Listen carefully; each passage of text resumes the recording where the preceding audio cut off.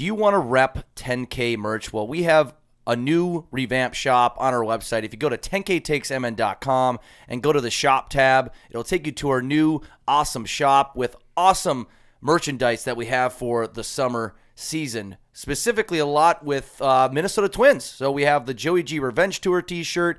We have the Minnesota Retro 1991 Champions t-shirt. I think even Wags here is wearing the Mini and T themed twin you're not wearing it. You're wearing the generic 10K Takes t-shirt, but that's because I was looking at it on the site. But we also have the Carlos Correa and Byron Buxton kind of Mini and Paul themed t-shirt on there, as well as some other ones that are awesome. So if you go to 10ktakesmn.com and go to the shop tab, you can see all of our fantastic merchandise that you can rep this summer at a Twins game or anywhere else, and just to kind of spread the love and joy of the 10K Takes brand. So yeah, go to 10ktakesmn.com and go to the shop tab to buy your 10K merch today.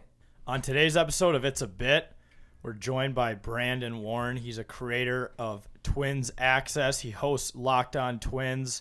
Awesome interview about our Twinkies with Brandon. We're also going to go into our bits of the week as always and end the show by canceling some shit. 2023, everyone and everything's getting canceled, so we're putting ourselves in the power to cancel stuff. So all that and more on It's a Bit. To the top, never going down, don't wait for the drop.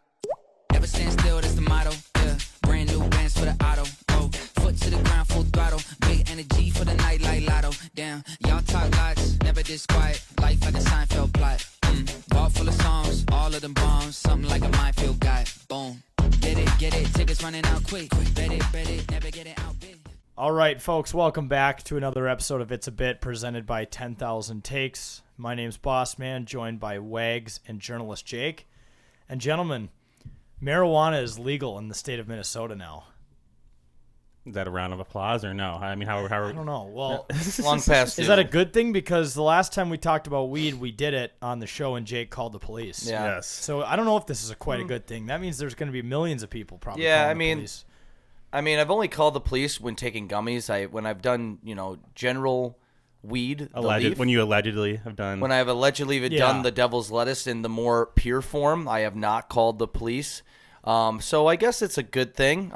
It's just the gummies and edible versions of it, which are already legal, I probably should stay away from, as well as many other people.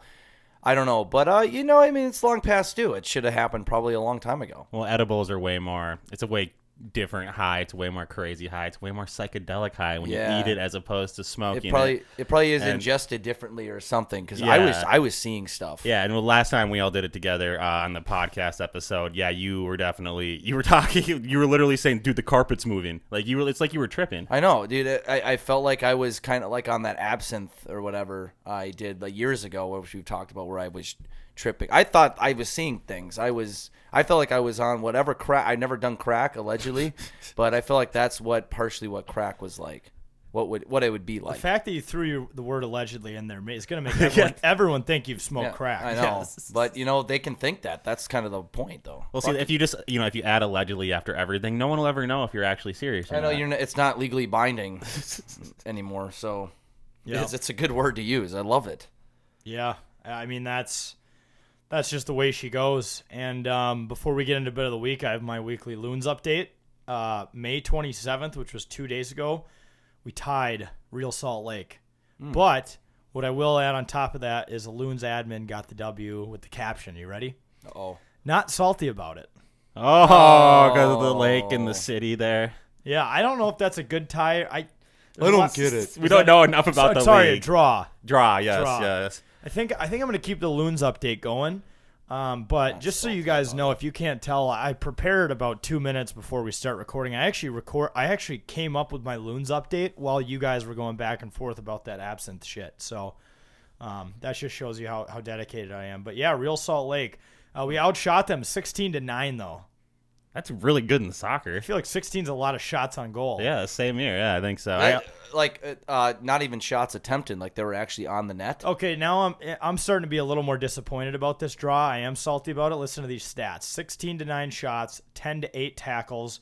We took less fouls, 10-11, and we had 54 minutes of possession while Real Salt Lake had 46. So how do we not win that game? Maybe they had Barbosky in that, you know? Maybe Yeah, they, I don't know. maybe they got their own Sergey. Yeah. We didn't win enough face-offs. Yeah, no shit. Their face-off percentage was very low. They took way more fouls than us, Yeah. which I thought those were called penalties Penalties. in soccer. Fouls is the only time I thought fouls was used was in basketball. Yeah, I guess fouls are just the minor penalty, I guess. I don't know. And then the penalty is like with the penalty shot, I guess. Oh, you might. Well, yeah, Penalty that kick. might be where Penalty I kick. got the word from. Penalty but kick, I guess. That's your Loons update. We'll get to a game this summer. Want a but- quick Premier League update?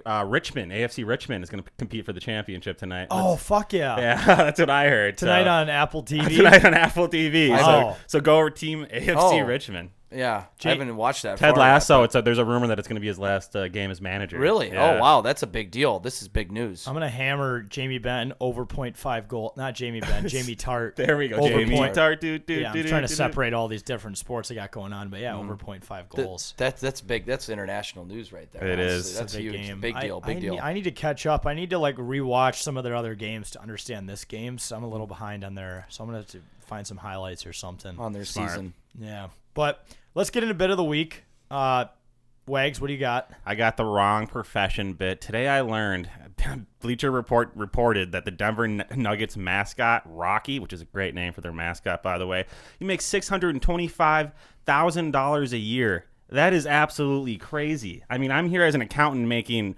way fucking less than that. I stress over all of my bills, where in reality, I could just be pulling someone's pants down in Denver and be making $625K.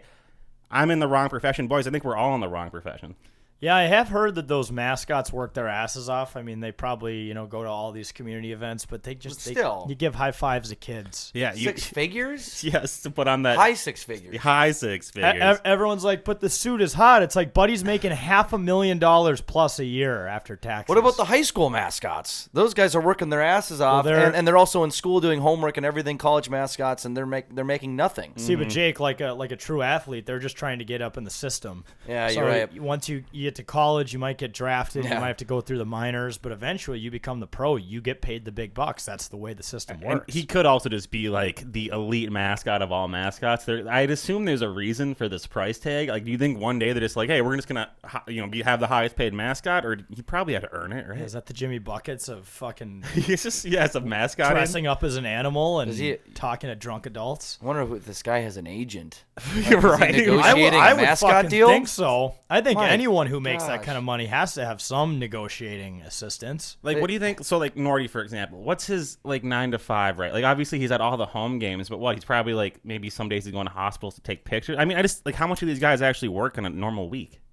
I mean, I know they do a lot of community service stuff, but They're not, are they even yeah, touching 40 hours a week? like a February Tuesday, what is Nordy doing at 8 a.m.? Yeah, right. He's probably asleep. Or even, what about right now? Like when what's there's he- no yeah. wild season? Yeah, Like, I mean, weekends he probably goes to charities and stuff, but maybe golf tournaments here or there. But see, Nordy follows us on Twitter. We definitely got to send him a DM and get to the bottom of this, because Yeah, I would no. be curious of just what be his like, day-to-day not to looks like. insult you, but are you working right now? Yeah. There's no chance you're working right now. I'm Well, sorry. We could also talk to Bill too, but maybe he has his own office. He goes at 8 a.m. in his mascot attire and sits on his computer and does work. Just pepper Billy G with mascot questions. Yeah, It's yeah. Like, guys, I don't What the- control any of that. How much are you fuck is paying your this? mascot? He's like, I don't fucking know. He's like, well, like- apparently, if he's on contract, you have something to do with this. You're the GM. It's He's- part of the game experience. He's like, I'm trying to figure out how to sign our fucking first starting goaltender to a contract right now. You think I care about what the mascot makes? I don't know. It's like, He's an important position. We don't want you to go into arbitration with the mascot. No, that's the last thing. That's That's the the organization last thing needs, Yeah, yeah. we Dude. want to see right now. But you see like the breaking news on ESPN around offseason for it happens a lot in hockey with arbitration, right? I would always see like a ticker on ESPN or whatever, like Nino Niederreiter in the Wild or Matt Zuccarello in the Wild going to arbitration. It'd be funny if you saw like Minnesota Wild and Nordy going to arbitration. That's just what this all seems like to me. Or like if the mascot gets caught showing up drunk to work and makes like a nationwide story about how they fell down the stairs and puked everywhere, and then like you buy out that guy's contract. It's like, yeah, that was such an embarrassing move that we had to hire a new mascot, but we got to pay that mascot for 2 years' salary. So you add the former mascot to the buyouts, just fucks the cap situation. Yeah, by what, an extra $1.2 million at that point if you're paying Yeah. him $600K a year. $600K. You wonder if that affects like the cap for Denver. I don't know. What if they counted your mascot hit and counted across It's the just so cap? strange. If they did that, they would like find some college kid who they could find some legal way to like not pay him. Freelance. Like, You're a freelance guy. We'll pay you in services and gifts, like one free jersey and a ticket to a game of your choice a year to work 80 hours a week at kids' birthday parties. Freshman college kid, deal. Yeah, absolutely. Maybe buy the kid a case of beer under the table. He'll do that job. Yeah, easy. You get to go to every game. You get to try to watch as much hockey as you can. You get to bang on that fucking drum, which I want to do. I want to bang on the drum at least one time next season. Last year, you bitched at him about the T-shirt. This year, I'm going to ask if I can hammer the drum. So I want the drum. Yeah, so whenever you see Nordy from now on at a Wild game, Nordy, I want the drum. You got to wanna be really bang the drum. adamant about it. Yeah, and then like on Twitter or something, he'll be like, I'm afraid I can't just give the drum to a fan because I'm afraid they'll screw up the beat. It's like I played high school percussion. I know, what I'm I doing. know the tempo goes. You're just fucked up and you like start trying to do like the Dude, skull dude, chant or yeah. something. Dude. Oh, we're on game. What? Shit. Go wild? Dude. Skull. Oh, Yeah, oh. that'd be a tough look. You gotta, if you were to call you a fan, you'd be like, I didn't work this hard and this long to be called a fan. Yeah. That's an homage to Rick Sosa. He's a nice guy to us, but yeah. I didn't. Yeah, I mean, yeah, true. Our number is technically retired in the bleachers or in the top of the XL Energy number Center, zero. though. Or is it double zero? Number one. No, yeah, you're Fan, right. Number right? one because of the fans. We all yes. technically have a number retired at the X. Yes. It's a privilege that we Dude, for 23 years, it was the only thing that hung up in the fucking rafters. That's finally that's retired sad. Koivu. Yeah, which is also, it's like, dude, that's your greatest player in Only organizational guy right history. now. Come on. No, Koivu was awesome, but it's like, on most other teams' lists, he might be in their top 10, but probably top 15. I know, like they wouldn't have even been close to retiring a guy of his caliber in any other franchise. Yeah. I loved it when we came up with last week's episode. We talked about how the Wild need to like relocate and then start anew. Some of the comments we got on Twitter were hilarious. One guy starts off with, I usually don't agree with your guys' takes, but this one, blah, blah, blah. complete And I'm like, buddy, this is a joke. Yeah, I know. We're not going to fucking move the team to start a new team. Do you know how much bullshit we would have to go through? Yeah, people didn't understand it. Like they took it. Well, how would relocating a team help this situation? Blah blah blah. It's like, dude, you didn't listen to this. You didn't listen to it. We're We laughing our relocate asses off in the whole clip. Like, and how do you not expand- know? Exactly. People take it so seriously. It was so funny. And he's like, usually I don't agree with your guys' takes, but and it's like, wait, so you do agree with this one then? Yeah. Okay. You agree with the craziest, most outside of the box take that is clearly satirical, and you finally agree with us. Okay, great. Thank you. Hey, we'll take it. Yeah, we appreciate you. All right, journalist Jake, what's your bet? I think this has been probably used before, but this is recurring for sure. The farmer's hand season bit. Okay, so this is the time of year where we, take advantage of, lakes or going outside as heavily as we can because we were just trapped inside for about 6 months of cold and, just cold, snow, everything below zero weather. We're practically getting frostbite. That as soon as the sun comes out, we finally have started getting consistent weather in the last few weeks. That as soon as we get outside, we really take advantage of it, and we forget to put sun lotion on or wear the proper clothing to the point where we start getting the farmer's tans, where you look like you have your frosting in the middle, but then just burnt beet red on your limbs outside everywhere else. So like I have it horribly right now. This is bad. You got a good start going already. Yeah. As soon as that, What is it? that one, dude, your right arm's a lot better. Yeah, what the May- hell happened there? I don't know. 30th? Yeah, this was just we're at May 30th and this is already crazy, but Memorial Weekend and I'm just pure white. Let's throw a cutoff in the mix, huh, Like, Jake? look at this. Yeah, you're normally better at that. I feel like you're a cutoff guy when you go up north. Sometimes, but Sometimes. not this weekend, and it was really brutal. But this happens every single year. I think I get it the worst. I think, well, dude, it was bad on. I surprisingly helped it or healed it or I don't know what the word would be, but when I was wearing like a lanyard on Friday or Saturday, and I took it off, and you could see right where I was wearing the lanyard. Oh, no. And then on Sunday, I'm like, okay, yep, not wearing anything, and it kind of like it tanned over or whatever. So that doesn't look as bad, but I still have it brutally. This is the time of year, especially in Minnesota, where you just go outside and you just want to just soak it up, but then you just don't understand that the sun will burn you, and especially if you're on a lake, it just reflects off like a damn mirror and makes it even worse. Dude, you have sunglasses tan line. Right now? Yeah. Yeah, I know. You can probably see Raccoon it. eyes. Yeah, dude, I get dude. that every year. Even as like on the side too, you have the whole bar going in your Yeah, ear. I don't know if it's bad on my hair or head, but it's been worse in the past where I'll wear.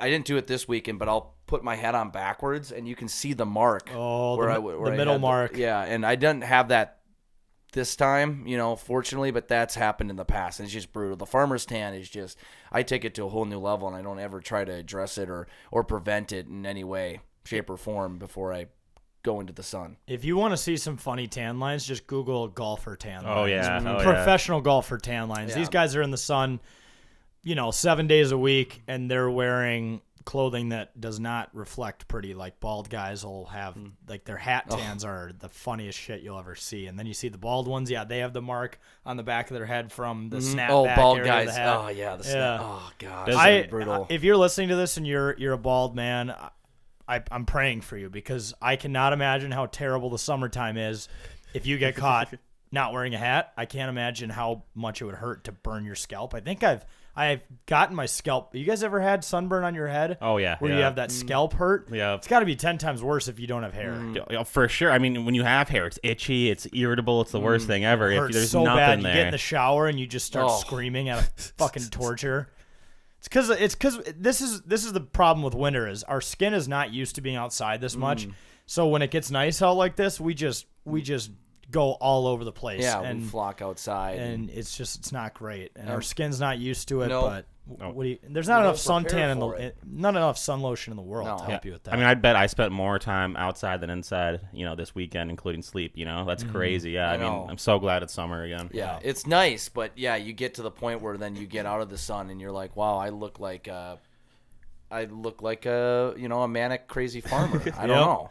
Well, Farmer dude, on just On sit. meth, yeah, Isn't it looking weird, like a just white like trash person. just sitting in the sun or just being outside in general? Like you just feel happier. I know. You just feel so much better. It's weird how just a mere 2 months ago, it was like snow. Yeah. Snow all over the ground, blizzard, still kind of cold, which is fine. We get used to it at that time. But by like April, end of March, you're like pissed off because it's like, okay, I've been dealing with this now for 6 months or whatever it was. Let's get to summer now. But Well, then you got to remember, we're not quite out of it yet because we Googled last week when's the Yeah. latest it snowed in Minnesota. Wasn't June it like 2nd. June 2nd? That's crazy. That's Friday, so we'll see. a week from now we might set the record. But this transitions really well into my bit. Speaking of, really quick, going back to what we were talking about, we didn't get spring. I'm still kind of salty about that.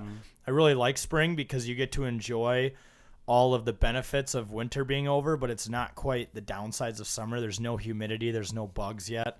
You get that nice little 50, 60 degree weather. That's my favorite, and we didn't really get that this year. We went right from winter to summer. I don't hate it. I love summer, but I'm kind of salty that spring never happened. But once again, transitioning to my bit, I have the Indy 500 bit. So I was at a bachelor party down in Indianapolis this weekend for the Indy 500. Probably saw some stuff on my Twitter page, my Instagram, Bossman 10K, shameless plug there. But the greatest motor spectacle in the world, lived up to its title. I know most people out there, even if you're not a race fan, have heard of the Indy 500. It's a massive IndyCar race that happens at the Indiana Speedway, and it is quite literally 500 fucking miles in one race, 200 laps, which is insane to think about. It's about a 3 or 4 hour long race. But let me tell you about this. So I gotta clear my throat, by the way. You can tell I've been screaming at cars all weekend. But you get there at 6 a.m. to tailgate. It's already an absolute zoo there. If you go on the outside of the speedway, it's a pretty good party. The inside of the speedway, people get there at 3 in the morning to start drinking and partying. And there's this thing called the Snake Pit. They got music that starts there at 6 a.m. There's a massive stage. But it's BYOB, the entire event. So you walk in with a humongous cooler filled of your own beer and alcohol, which, by the way, I think would make sporting events a lot better if you could. BYOV. A lot more dangerous. I get this is Indianapolis, but yeah, I mean, you're able to bring in all your own food and booze. There's a golf course that goes around the speedway, and actually through the middle of the speedway, there's a couple holes. And it's gorgeous. It's a really high-quality course, something you'd almost see down in, like, Mystic. It kind of looked like the meadows a little bit on the outside. Super expensive to play there, but That's pretty awesome. They pack it with 300,000 people, and if the event doesn't sell out, this is crazy. They don't broadcast it in the state of Indiana. They black it out on ESPN. So it's like a punishment if the state doesn't buy their fair share. That's if hilarious. the state doesn't show up, if America doesn't show up and fucking ball out for this race, they're so embarrassed by it that they don't let anyone watch it on TV. So you basically got to show up to be there. I've heard you can listen to it on the radio. I don't know if racing would be as great on the radio. I mean, hockey's great on the radio, but it's not kind of the same as seeing the stuff kind of pan out in person with a sport that fast. So there's that. Especially that long of a race, too. Listening to that over radio might be brutal. And I mean, Zane, we saw some crazy shit at UND, North Dakota. Those football tailgates that people would purposely get too drunk at, so where they missed the game. Football. Yeah. But some of the stuff I saw, so we went from tailgating outside, got inside at about 11. We went to the infield where all these trucks were set up in tents. It was like a football tailgate in the middle of the racetrack. And some of the shit that I saw happen there, I'll never forget. Like, was it like music festival shit? No. So yeah, it was like straight out of like Wii Fest kind of stuff. The biggest image that I remember seeing is I remember we were walking past this black Ford Escape, and it had two different doors open, and inside were just two people passed out. Two girls just laying, just mouths open, drooling, like fucking hammered, just doors open, like they decided to take the nap. They didn't even decide to, like they passed away. Yeah. You see puke just everywhere, cans everywhere. I mean, people are waving race flags. It's just. Did you see Confederate flags? I did not see them. But because they banned them at those races, right? I saw a lot of Trump flags, though. Oh, I'm sure. So, in Indiana. Not a lot of flags from the other side, oddly. I don't know why. Brandon? No. Oh. But, I mean, just a fucking awesome day, guys. Seriously. That sounds amazing. The race was incredible. We had all sorts of money on all sorts of things to happen. People in the parking lot do these race pools where, you throw in $20 and then they throw your name in. You get randomly assigned a driver. And there's a lot of the whole town just rallies around this. Like I said, 300,000 people go to this event. Yeah. That's insane. I got a lot of questions here. Like, one, I mean, is it as redneck as people would say it is? Is it like a pretty redneck place or no? I don't think it's as redneck as NASCAR. Okay. I'd say, though, it's much more redneck than like Formula One, obviously. Yeah. It's somewhere between those two. It's in a good middle. Is this the race where they drink milk when they win? Yep. So you got to see the milk chug? So, yep. So I saw the milk chug. This is the same race as the Brickyard, which is a NASCAR event. It's at the same track, so they all get down with the winning driver has the wreath around his neck. Yeah. They all kiss the track, and all that happens. But yeah, I mean, seriously, like they say, it's an incredible event. I can't really put it into words. Yeah. Just like the Kentucky Derby of American racing or something. Yeah. They call it the greatest spectacle in motorsport. Like this, if there's one race that you want to be at in your lifetime, it's like this one, Monaco, which happened in F1, and then Monza, I think, which is another Formula One race. But so are you going to try to cross all three off the bucket list? Monaco would be. I would love to go F1 in Monaco, but you got to be so rich, dude. Was it last year on the show? Jason Zucker told us that it's $64 for a vodka tonic out there. So maybe we got to sell this media company we're running, and maybe I might stand a chance to go out for one trip. Yeah, let's send 10K just so we can do one weekend in Monaco. And there's going to be no hotel. It's like we fly in there at 4 a.m. and we fly out right after the race. Can't afford to stay anything there. else. Yeah, but. I mean, you guys got to go to it once. Yeah, I think I'm an IndyCar fan for life now. I'm getting way more into IndyCar now, and I mean, 200 laps. These cars are going over 200 miles an hour. It all happens right in front of you. A crash happened right in front of us, and there's also something else that happened in front of me that I'll wait to share for canceled. Something that I'm going to cancel there. Finally, a few more points on the trip. By the way, any other questions about the race itself? I guess So actually, you go. I've been asking. Well, no, I was gonna say there's that golf course that went right through. Was there anyone golfing? No. So this is what I don't understand. If you guys saw on the Any 10K Takes channel, I posted the video of how close this I mean, it's right behind the race, like the bleachers. Yeah. And there's fucked up people running all over the place barefoot. Some people were smart enough to bring golf balls, and they were having like a little contest where you throw them at the hole, and the furthest one away drinks. See people just passed out in the middle of the fairway. I mean, I saw kids fucking running in a bunker on the hole, not the closest hole to the bleachers, but the hole next to it. like these kids just digging there, like they're at the beach. And this is like I said, this is not a shitty municipal course. This is a high quality, well maintained golf course with like that nice powdery white sand. These kids are just barefooting, stomping That's around. Crazy. Fuck it. Where are these kids' parents? I know. Probably passed out somewhere. Also, one more point on it: the bathrooms. Guess what you piss into? What? A bucket. No. No, wait, what would it be other than a bucket? Canteen. Think about it. Think about.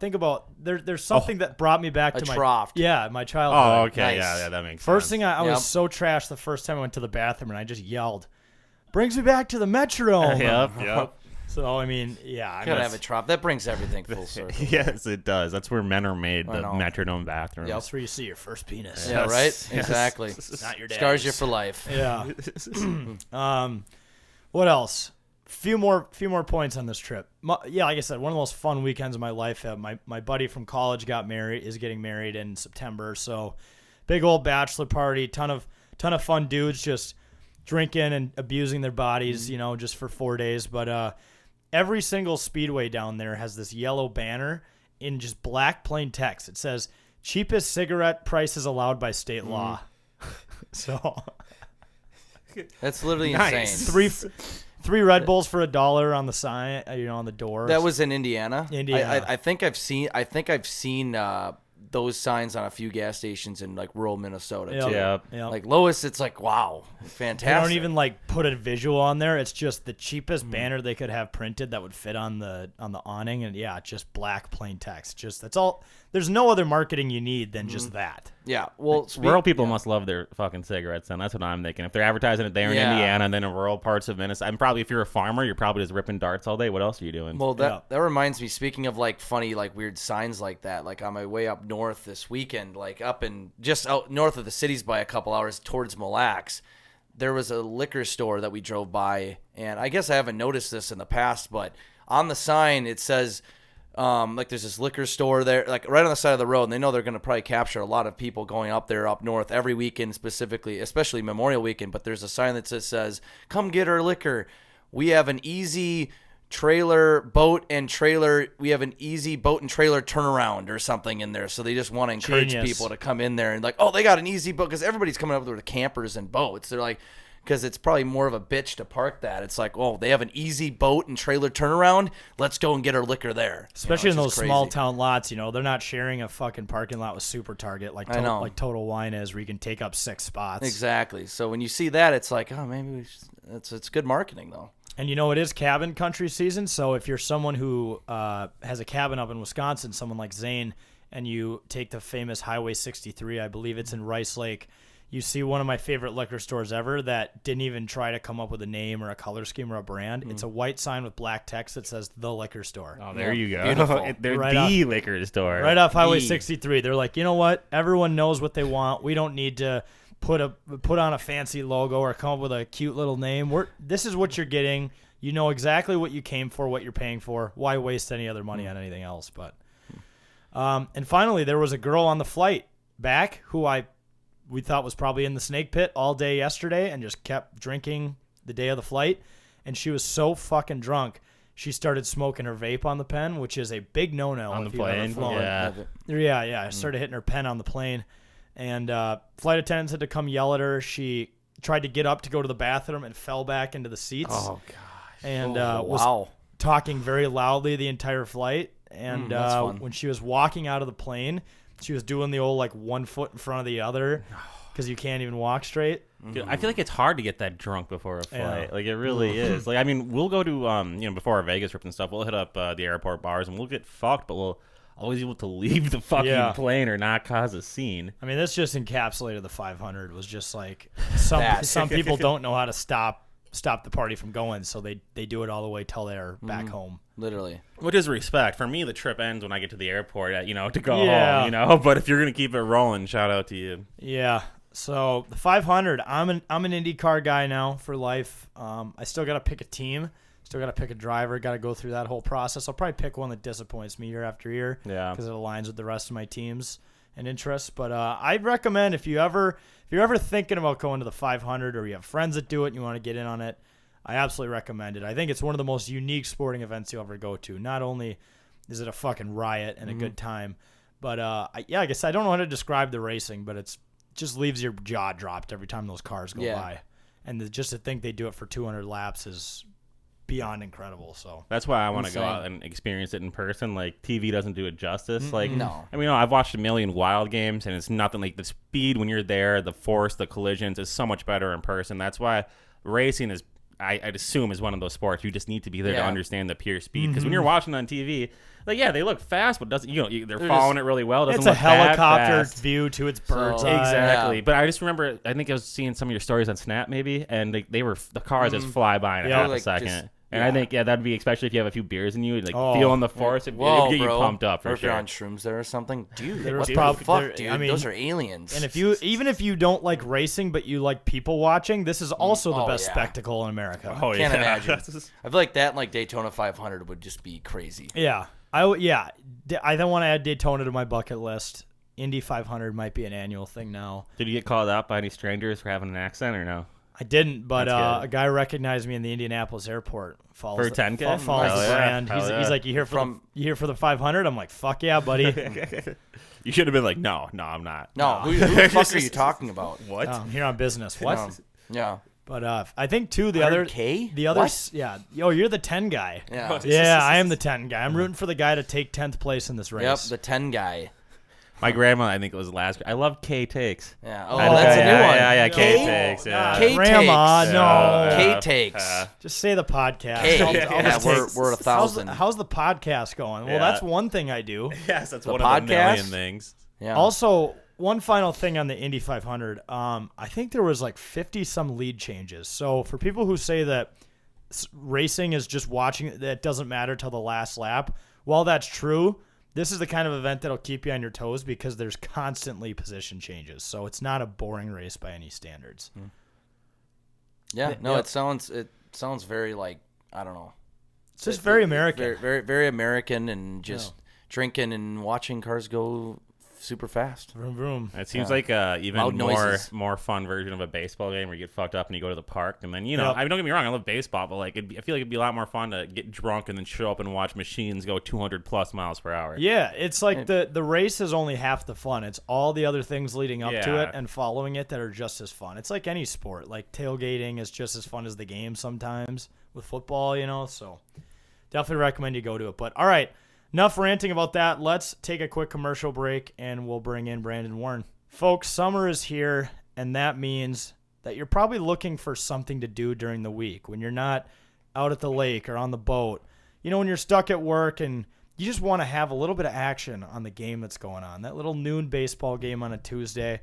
And if you want to put that action on legally in the state of Minnesota, you should use the Better Edge app. And if you don't know what the Better Edge app is, it is a legal way to bet in the state of Minnesota that allows you to post and engage with other sports betting fans.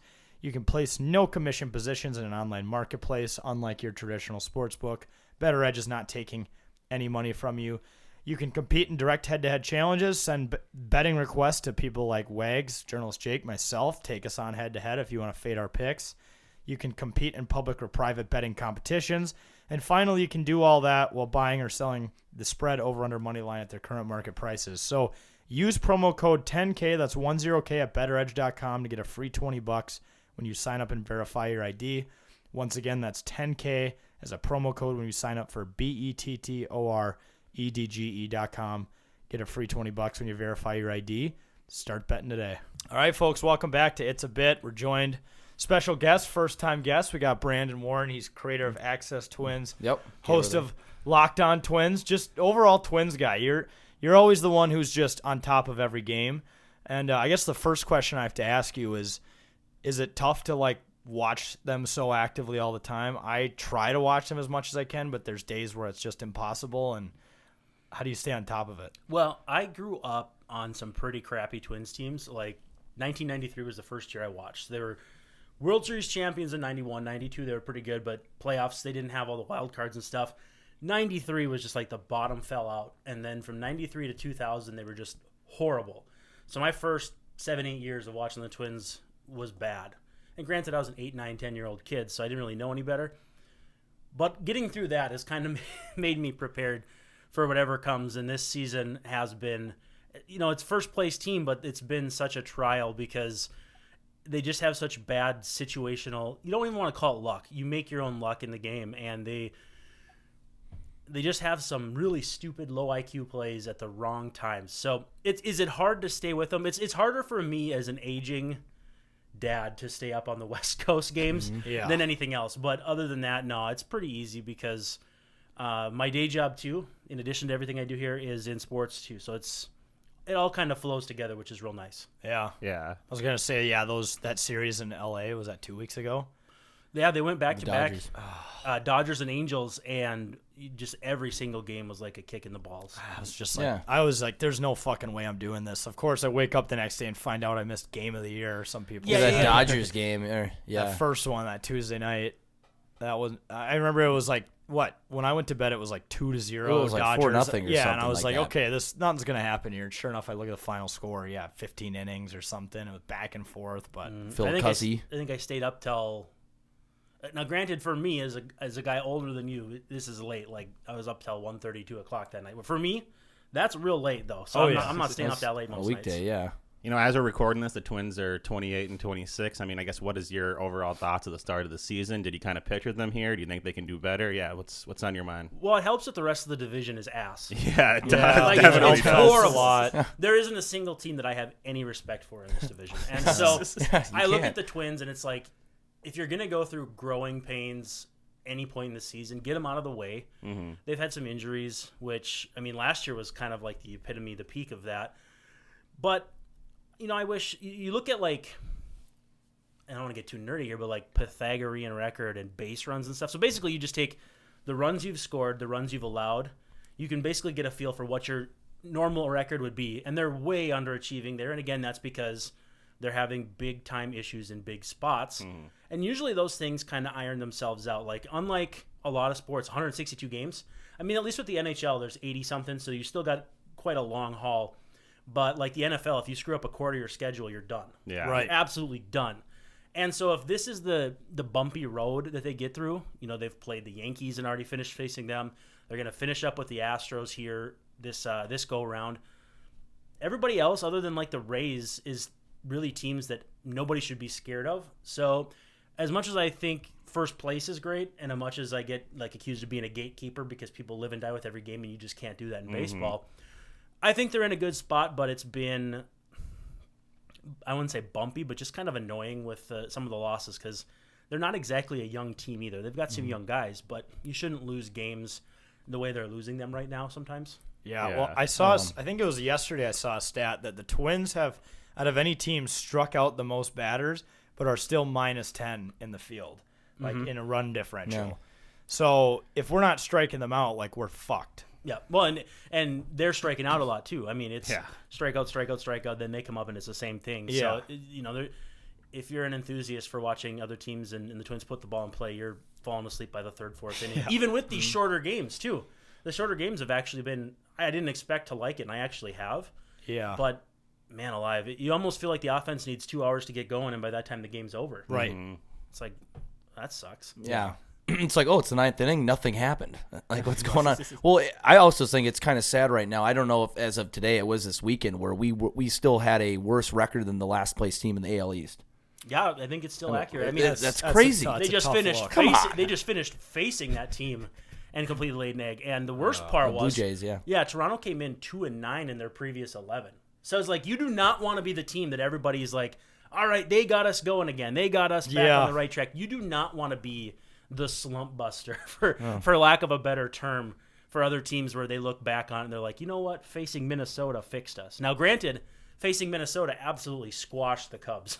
Right. The Twins scored the most runs they had in a 3-game series at Target Field ever. Like, what are we, year 14 of Target Field in that series? And the Cubs now, it's like, who are they going to trade? Whatever. They were rolling pretty good.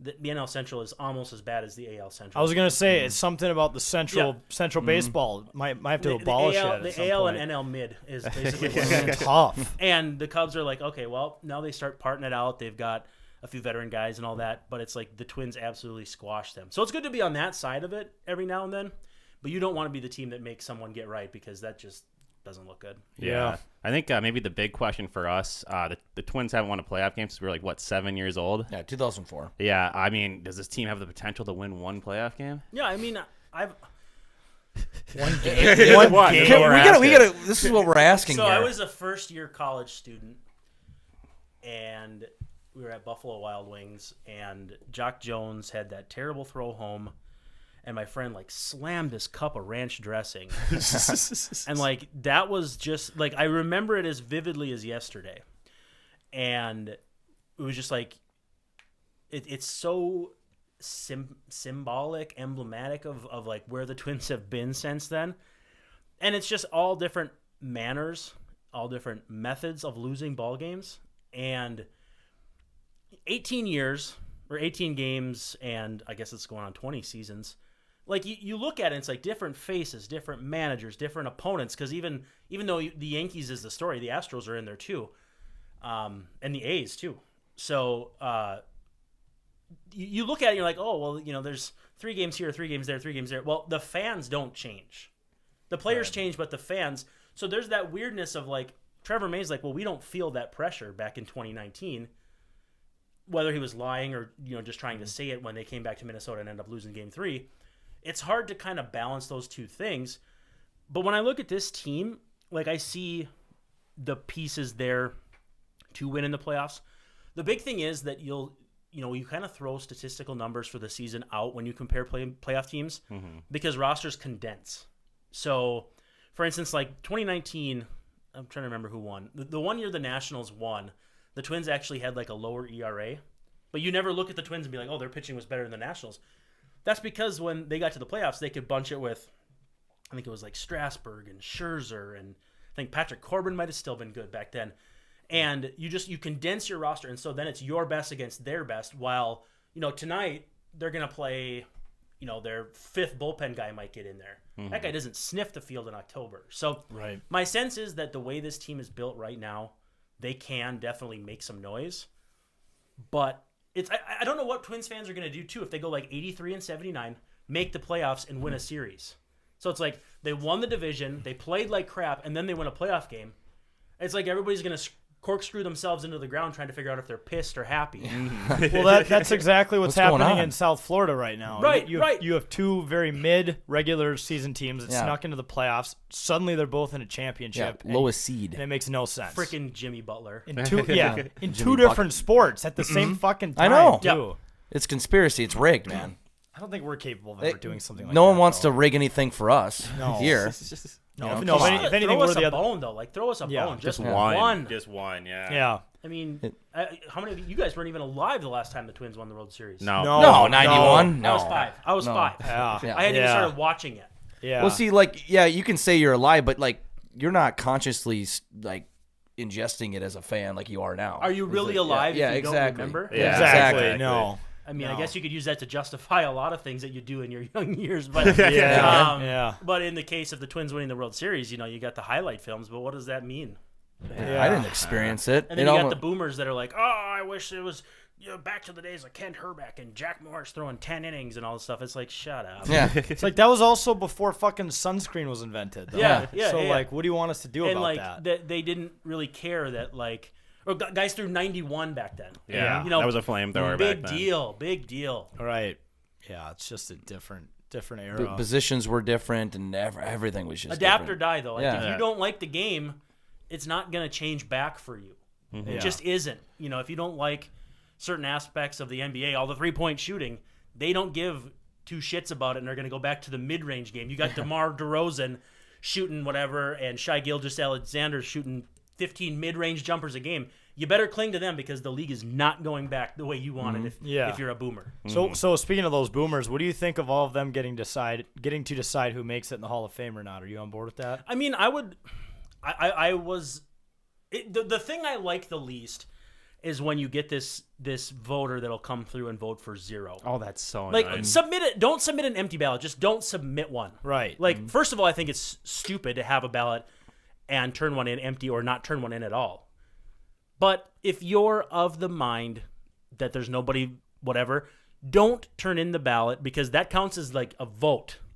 So if there's 400 votes and you don't turn yours in, that's $3.99. At least it doesn't screw with the percentages because you got to get 75% or whatever.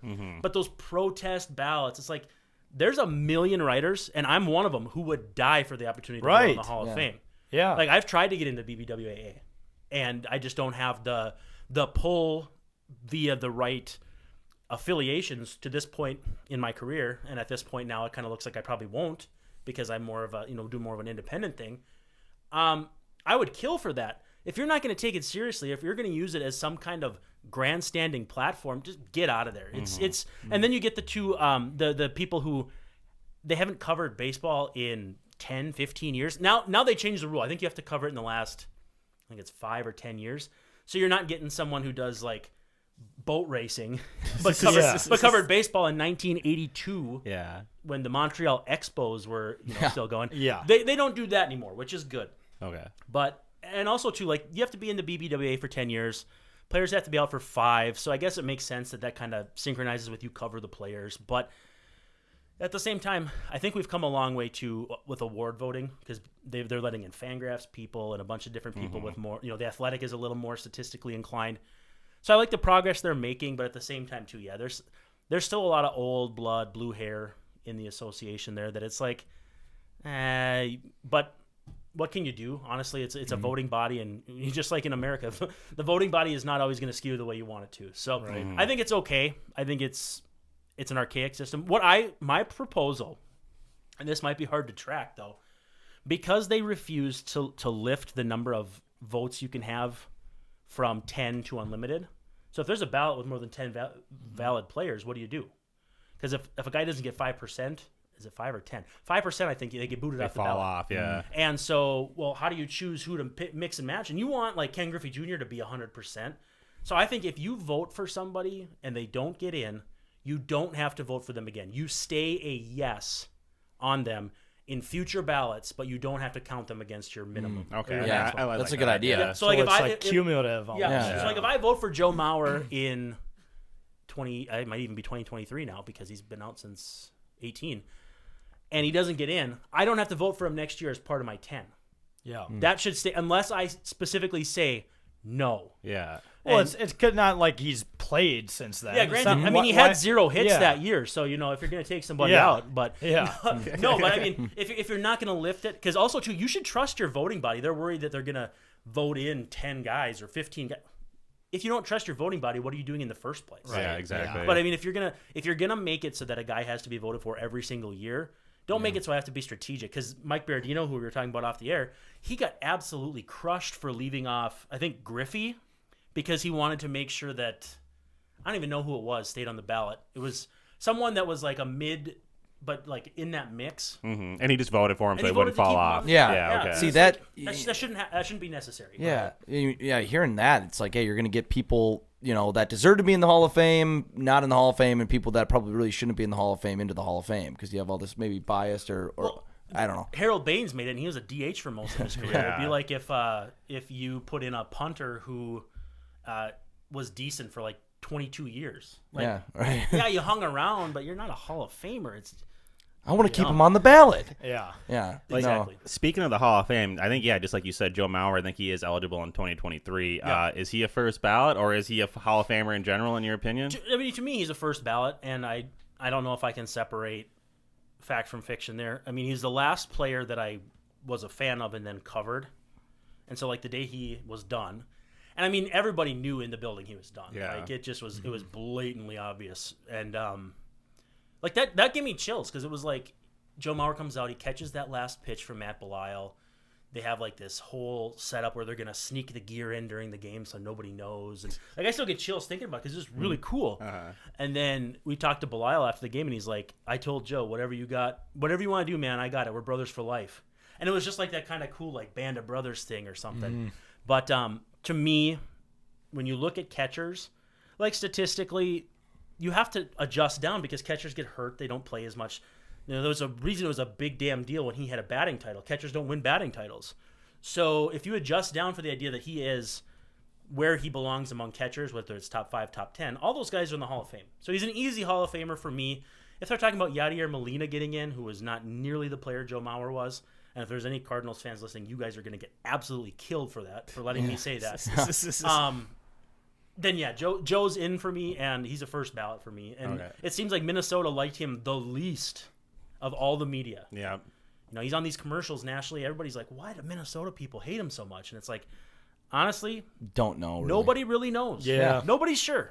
It's like they resent him for taking a big check. Yeah, they resent him for not leaving to the Yankees or some other team, which a lot of those guys typically do, and they go play well. He stayed here for his entire career, chose baseball, particularly. Well, and then A-Rod, they got that when he signed that huge deal with Texas, everybody hated him. Now, granted, they came to have reasons to hate him, but if someone offers you a big check, you're not just going to say, nah, I want people to like me. Take the paper, man, and run. Yeah. Exactly. And I'm pretty sure his war over the time of that big contract he signed that everyone complained about was actually essentially it said that he was getting underpaid, essentially, is what his war ended up saying. Well, especially early in his career, too. I mean, if you normalize it for his whole career, I think what he made for his entire career was probably like $250, $230, and I think he was worth $300 plus. Yeah. So, I mean, the way players get underpaid, and it was especially true back then because the minimums were in like the 300s. Now it's like 7-something. Because they don't really match inflation. I don't think anybody does. But he vast. I mean, when he won the batting title in 2006, and I think the MVP. Morneau was the MVP that year. Mauer was 2009. He was probably making like 700, 800 grand, or maybe a couple mil if he got to that point. That's crazy. But then by the end, when he's a first base only, making $23 million, which at the end of his career, $23 million wasn't that much anymore either. No. No. Your guy Kirk Cousins, everybody keeps bitching and moaning about how much he makes, but by the time each of his contracts ends, it's all of a sudden like, oh, he was making $38 million, or $28 million. Now that's like 15th best quarterback in the league money. So it's like, it's not your money. Let the bean counters figure that out and just watch the game and enjoy it. Yeah. Especially he's from Minnesota. Yeah, just have fun watching him perform well. Durham Hall, local guy, stayed here, he's dedicated, committed. You got to watch Jack Morris, Terry Steinbach, Paul Molitor, and Dave Winfield at the end of their careers. All great players. Yep. 3 of the 4 in the Hall of Fame. But you got the whole career of Joe Mauer, and that's the one you bitch and moan about. It's like, I know. Really? Did we ever win a playoff game with Mauer? No. Yeah, okay. That sucks. So the year that they won the playoff game, 04. The year before, right? He was hurt. Yeah, that's it. Okay. That was the year. So I was actually down for a school trip. Again, reminding you that I'm much older than you guys. We came down to the old Guthrie and saw like Romeo and Juliet, like a big damn deal. And that was the night Joe Mauer got hurt. And if you don't recall, because you won't, that was the Victory Sports year. So that was the bullshit with the Twins creating their own network that nobody could see. So where I live, way up in the sticks, I had never seen a Joe Mauer game. He gets hurt, and then they don't figure out that TV stuff till later in the year. By that time, Mauer comes back for a little while and gets hurt. Like his knee, I think they gave him like a cortisone shot, and he kind of toughed it out for a while, and then he was done, and we had to watch shit-ass Henry Blanco catch. Pat Borders was back up, and I never forget him for there was a pass ball that the Yankees scored, and I just remember the air coming out of the Metrodome almost literally at those playoff games, but I was so pissed. But yeah, Joe Mauer that year, like I didn't even get to see his rookie year. Yeah. From all these different reasons, and I'm just like, God. So I was pissed. It's funny how like now watching baseball is kind of the same. But so they won that first playoff game that year. Johan beat the Yankees in Yankee Stadium, if I'm not mistaken, and then haven't. That sounds so foreign. It's crazy. It's like the last time we won it. 7,000 days. And then wasn't something like that. Dude. I don't know. Maybe I'm completely off, but I'm thinking if it's almost 20 years at 365. Yeah, you're over 7,000. I want to do the math, but I think I'll get depressed. Yeah, I know. We don't want to calculate that. I'll just assume it. Assume the number. Well, I think in that same series too. I think in that what was it? The next game, I think we could have won too, or it was one of the. That was the one. That was the Jock Jones bad throw. Yeah, we literally could have won that game too. I in think Joe Yankee Nathan Stadium. gave up a homer to A-Rod, and the whole series. There's Jason Kubel striking out at a pitch over his head. Ruben Sierra's homer that just that was the one thing that I literally thought we were going to have. Granted, it hadn't happened yet. The Metrodome snow cave in. That's how much demoralization was going on. Because when that place was rocking, holy cow! Yeah. And you could hear a pin drop when he's rounding the bases, and I just thought to myself, God, this sucks. and if I had any inkling of what was to come, I think I would have just left the game then. Yeah, no shit. 20 years later, here we are. Yeah, right. And we've been in playoff games since then. And Multiple. have not. Oh yeah, won. it's not like the White Sox who never get to the playoffs, or the one year they do, they win it. Yeah, exactly. Of course. The next year after that, actually, 05, like a bunch of jackasses. But like, imagine being the Royals and never, ever, ever making it. Now, granted, they got there and won, and they lost to the year before. But like the Twins have gotten there. That's what's more frustrating is like they tease you with it. They give you a little like a carrot, but they don't let you have the rest of the meal. And it's like, God dang it. I remember COVID year. Yeah, they were facing the Astros, and they had a losing record at the time. Yeah. What the Astros just Three won three games straight. Because they Three led game in series. They Yeah. led in 16 teams. And they were favored. They were the home team. Like, Yeah. They were the host team, or the team that had the higher seed. And it was actually I don't remember if it was you got to pick who you played, or the way they set it up at the end of the year was like they like punted the last game to not play the Yankees. I feel like there was some Okay. kind of strategy there, and then it just Didn't matter. Couldn't even beat the then they Astros. shit all over the field against the Astros anyway. And it doesn't even matter. Like, whatever. That And was the really couldn't hit. Astros were batting worse than any team in the playoffs, and they just put a clinic on against the Twins. Was that the year of Bomba Squad too? And we didn't. No, Yeah, that was 2019. This was the year after. It was the When- year, when- yeah. It was the year before was Bomba Squad, but it was basically the same team plus Josh Donaldson. Yeah. And then Donaldson didn't do anything. No. Gets hurt. And gets hurt, which he's hurt now. Yeah. Bringer of rain. Yep, he's bringer of pain. Straight calf. Yeah. Straight calf, baby. Yeah. Yep. He was just a mess, and then since then they've been trash. Yeah. Trash. And then we're watching now Carlos Correa. I still can't believe he's a Twin. Yeah. I Well, just, but well, what do you think about his start though? He hasn't been doing that great. He's getting better. Yeah, but, I mean, it's hot garbage though. I mean, Yeah. there's no denying that.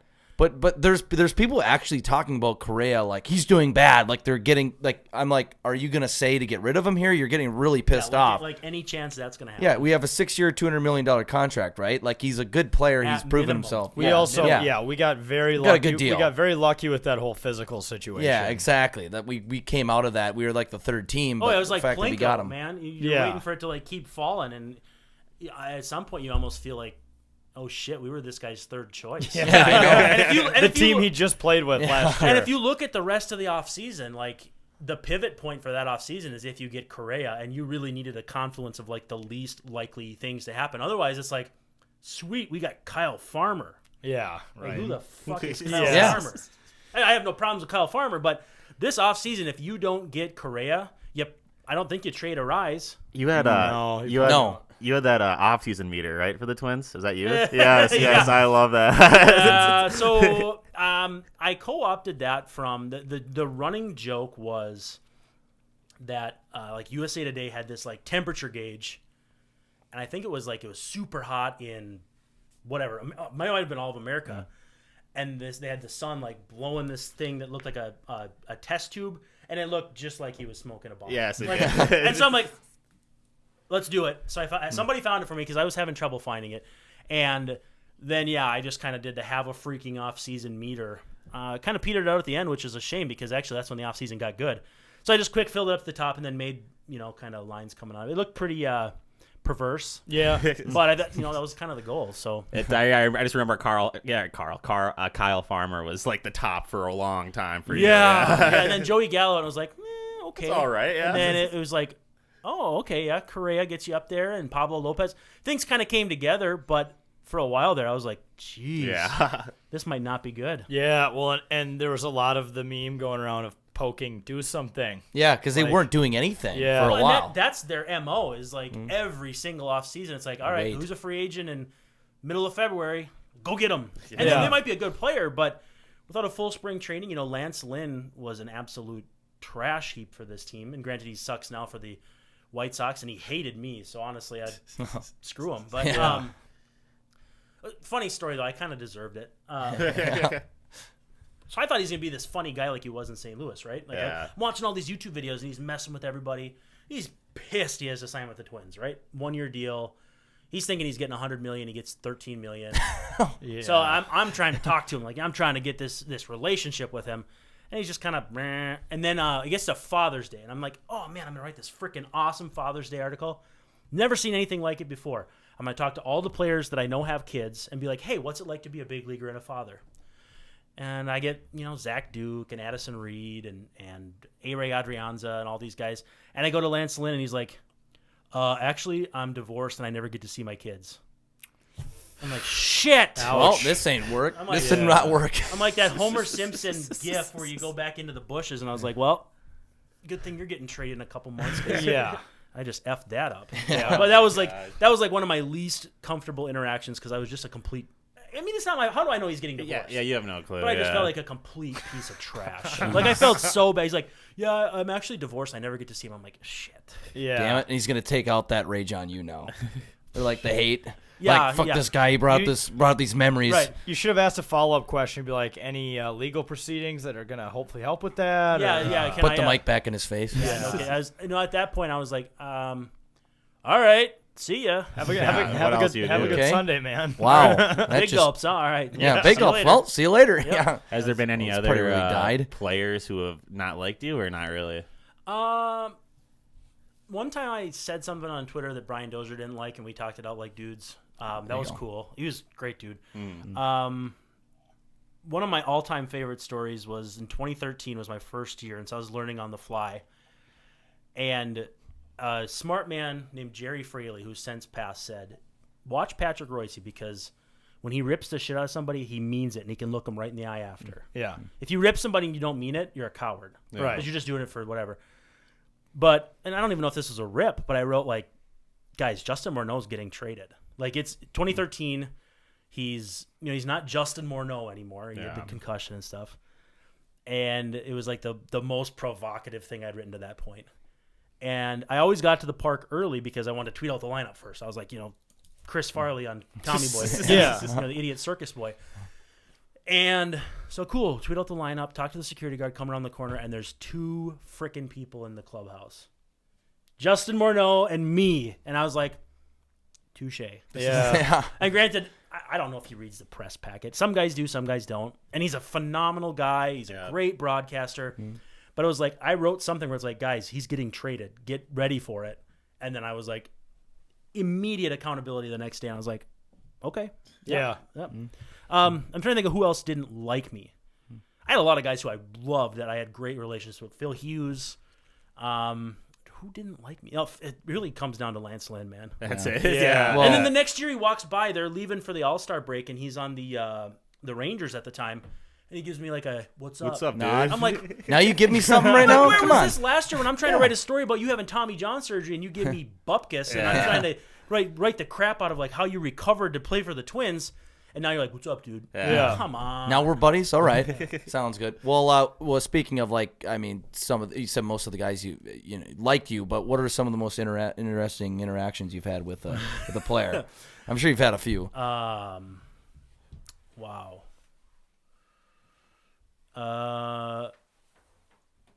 One of my favorite ones was with Gardy, actually.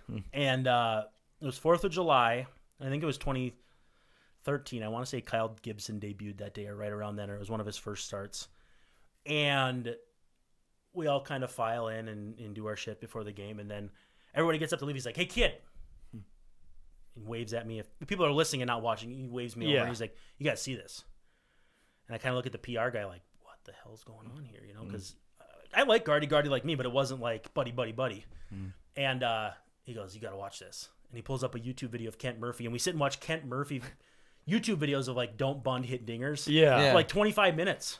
Yeah. And like I get out of the manager's office after that, and everybody's like, what the hell was that? And I'm like, honestly, you wouldn't even believe it. That was like when Gardy discovered YouTube. Oh, And yeah. He discovered Here, check baseball this out. humor YouTube, and he's like, I need someone to share this with. Well, it's Yeah. like Michael Scott when he's like, I discovered this on, there's like something on YouTube, and I didn't work for like 4 straight days. Yeah. And I was like, yeah, that's kind of the vibe I got there. And he looked at you, and he's like, you were probably one of the younger guys Hey, in the room, kid. and he goes, You'll enjoy this this. guy watches YouTube. Um, He's gonna get it. one of the funniest things we did was the same year, and I hope I won't betray the writer's name, but he was in the bathroom pooping, and we're like, where is this guy? And so Gardy and Dick Bramer and everybody cooks up that we're going to pretend somebody was traded. Oh no. And it was like July. It was like the end of the trade deadline. And so the guy's not in there. and they're texting him like, "Hey, you got to get here," and he's pooping. And so they're like, "All right, who are we gonna trade in this hypothetical?" Somebody says, "Oh, Justin Morneau," and they're like, flying a little too close to the sun. He might actually happen. Yeah. So like, okay, Josh Willingham. So like, okay, we're gonna, and so as soon as this person comes in, we're knee deep in like, okay, so what was the trade? All this stuff, and he starts furiously writing notes down. And then like the whole break when the room broke was Dick Bramer goes, so when he dropped that fly ball last night, that was what really made the other team want him. And like the whole room just busts up, and he had scribbled like an entire page of notes about how Josh Willingham had been traded, and like it was I don't know if it gave you guys the full effect, but it was one of the funniest things I've ever been a part of at Target Field, because they had this guy flummoxed. Yeah. And I feel like I probably shouldn't say their name. That's probably No, fair. that's fine. I mean, the fact that you said they're but it's shitting. good. It's good to hear that you writers have fun too. Like, Yeah. it's not always just. And he was pooping. Like, Yeah. he was just pooping. Yeah. Like, I mean, what a great story. a good prank. Yeah, it was one of my favorites. I don't want to take too many stories, but I'm trying to think of who else. Glenn Perkins was always interesting to talk to. Trevor May was one of the most like fascinating human beings I've ever talked to. Trevor Hildenberger. Hildenberg. What made May right. so interesting to talk to? He'd talk about like biomechanics and like how, and he talks kind of like. I've seen him stream like, before. He was like Lurch, and like they did an Addams Family thing, and he was the Deep Boys. I don't know Addams Family, but he played the part. But he was just very like thoughtful. And I love guys who are thoughtful. The same reason I like Justin Morneau broadcasting is because, and I tweeted this the other day, you can tell he loves the game and he's genuinely curious about it. Mm-hmm. All I want is curiosity out of a broadcaster, because that means you have things you can learn and you want to learn, and just to love the game.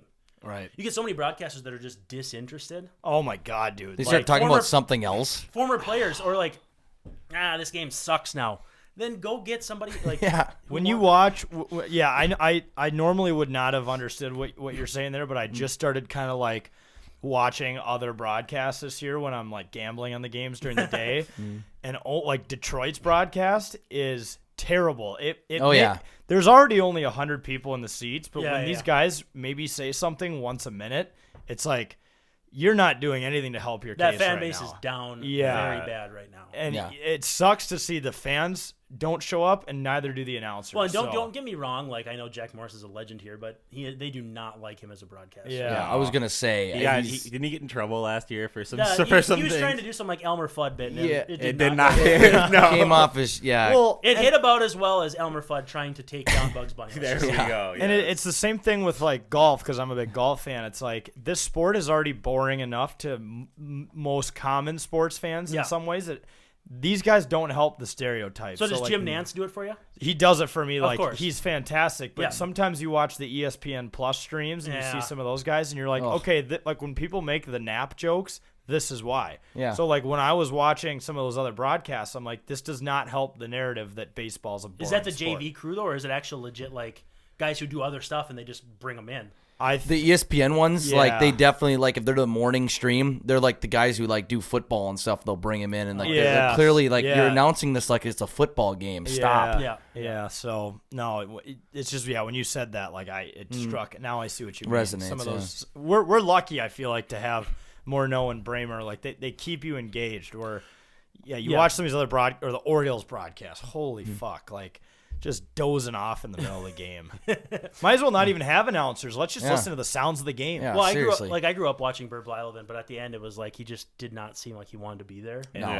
And like I was sad because when he left, he seemed legitimately like the Great Hulk walking down the hallway, and sad music playing, but like just like the analysis wasn't there. Right? Yeah. And I learned something new from every single time from Justin Morneau, like the curiosity he has for the game, and then the insights, love it. And then even LaTroy Hawkins, Roy Smalley. A lot of people don't like Roy Smalley, but I learned something from him quite a bit. And granted, I've been watching baseball for 30 years, so to hear things I haven't heard before on a broadcast, to me, justifies still listening. Because sometimes I'm not going to say how, because it's by not always legal means. I watch the other broadcasts because I want to hear their insights. I want to hear what the Astros broadcasters have to say about, F Carlos Correa or whatever. Right. So, I mean, they shouldn't be pissed at Carlos Correa. He helped them win the World Series. Yeah. If they're going to be mad at him for cheating, it's who it helped. But Right. yeah, so if Morneau is on there though, love it. Absolutely love guys who are curious. Yeah. What are your thoughts on the new jerseys that we got this year? I can't decide if they came from Target or Kmart. Then I remember Kmart really doesn't exist anymore. Yeah. No, the Twin Cities ones are legit. The Yeah, white. yeah. And then, they do kind of have a Kmart-ass vibe or whatever. I guess Target. I can't say Kmart about the Twins, can I?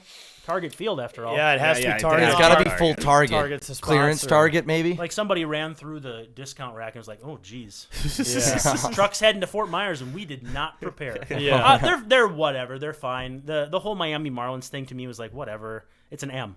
Yeah. Teams have M's. Right. We're a state, though, beats a city. Right. Yeah. Yeah. I mean, usually. So, yeah. But I was just like, the people kind of like were lazy in the analysis. Like, if you think it sucks, it sucks. You just don't have to make up a reason why it sucks. It just I know. But at the same time too, like they had already done the thing with Casota Gold and made changes. I think what I would want is to have like a choice of like 20 different ones. And granted, it's not my budget, so I'm not spending the money required for this. But like, go throwbacks whenever the starting pitcher wants.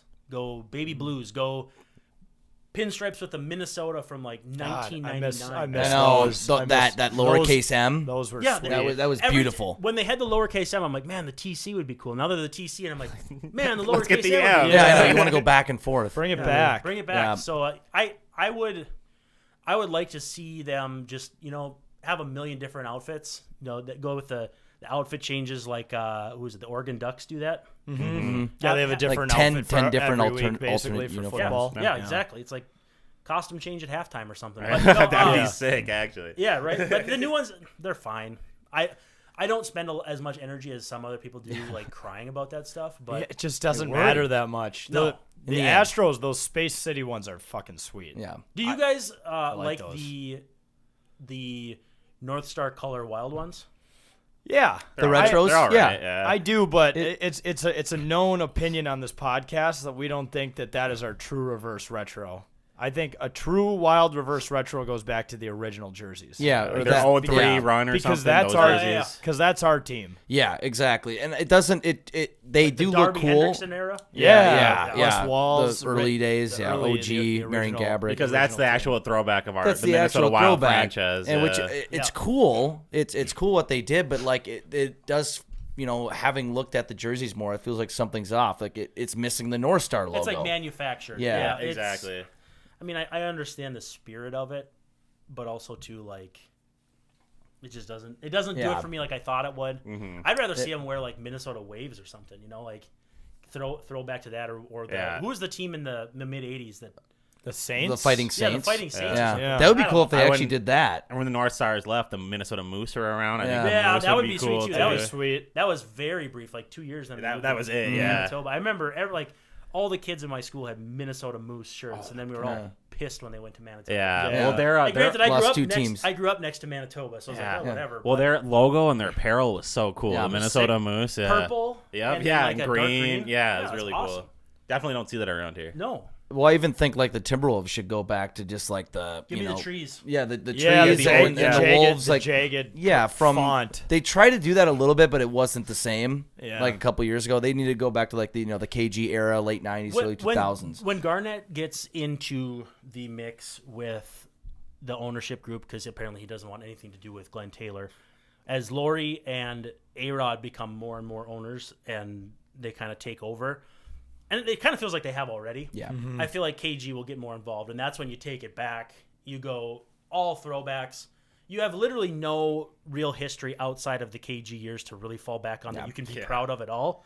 No. Take it back. Just go back to the Flip days and I the know. KG days, and maybe not Stephon Marbury, but Yeah. Yeah. But yeah, I say go back to the KG days and just embrace it. Milk the shit out of that. Yeah, that was so. The fact that they Speaking of haven't the- retired KG's number is crazy. Yeah. I think know. I don't think he wants it until the. Until the new Him owner. and, yeah, Yep. him and Glenn. I think he's pissed about the inhumane treatment of the chickens.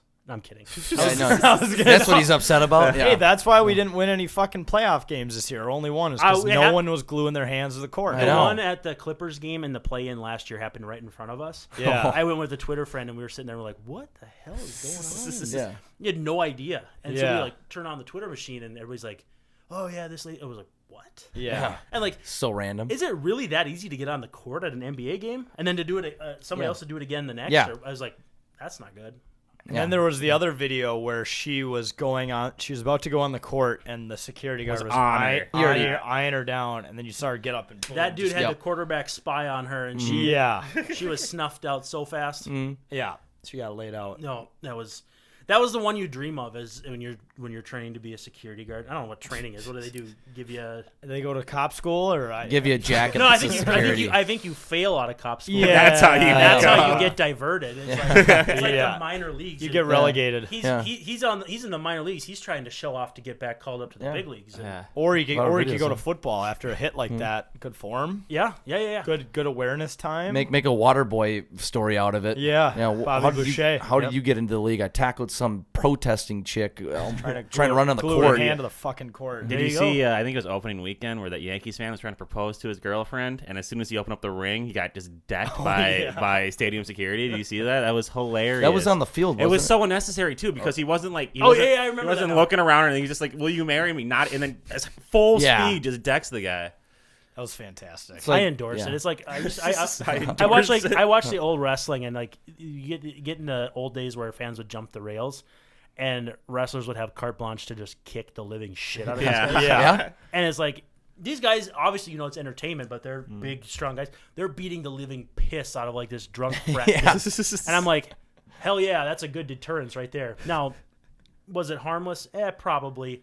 But I still like watching madness. Oh Well, yeah, and, no, and we that, love that. and that's when wrestling stands can stand up and be like, "That shit was real. That guy's bleeding all over the Yeah, place." the fan wasn't in on the script, No. So I mean, yeah, he's It was actually it was getting the shit kicked. It was a shoot. Yeah, it was a shoot for him. It wasn't a work. yeah. Well, it was like back in the day too. You'd see fans getting in fights with hockey players Yeah. in like old hockey games, like Mike Mulberry. Yeah, yeah, Mike like, Milbury, went yeah. up, yeah. that's right, Mike Milbury. Took his skates off, or Yeah, I just took love the guy's shoe. seeing the stories of or seeing the video. I don't know when it was when the player jumped over the glass in the penalty box and started just pounding this fan or whatever, just fucking killing him. After the malice at the palace, that shit happened.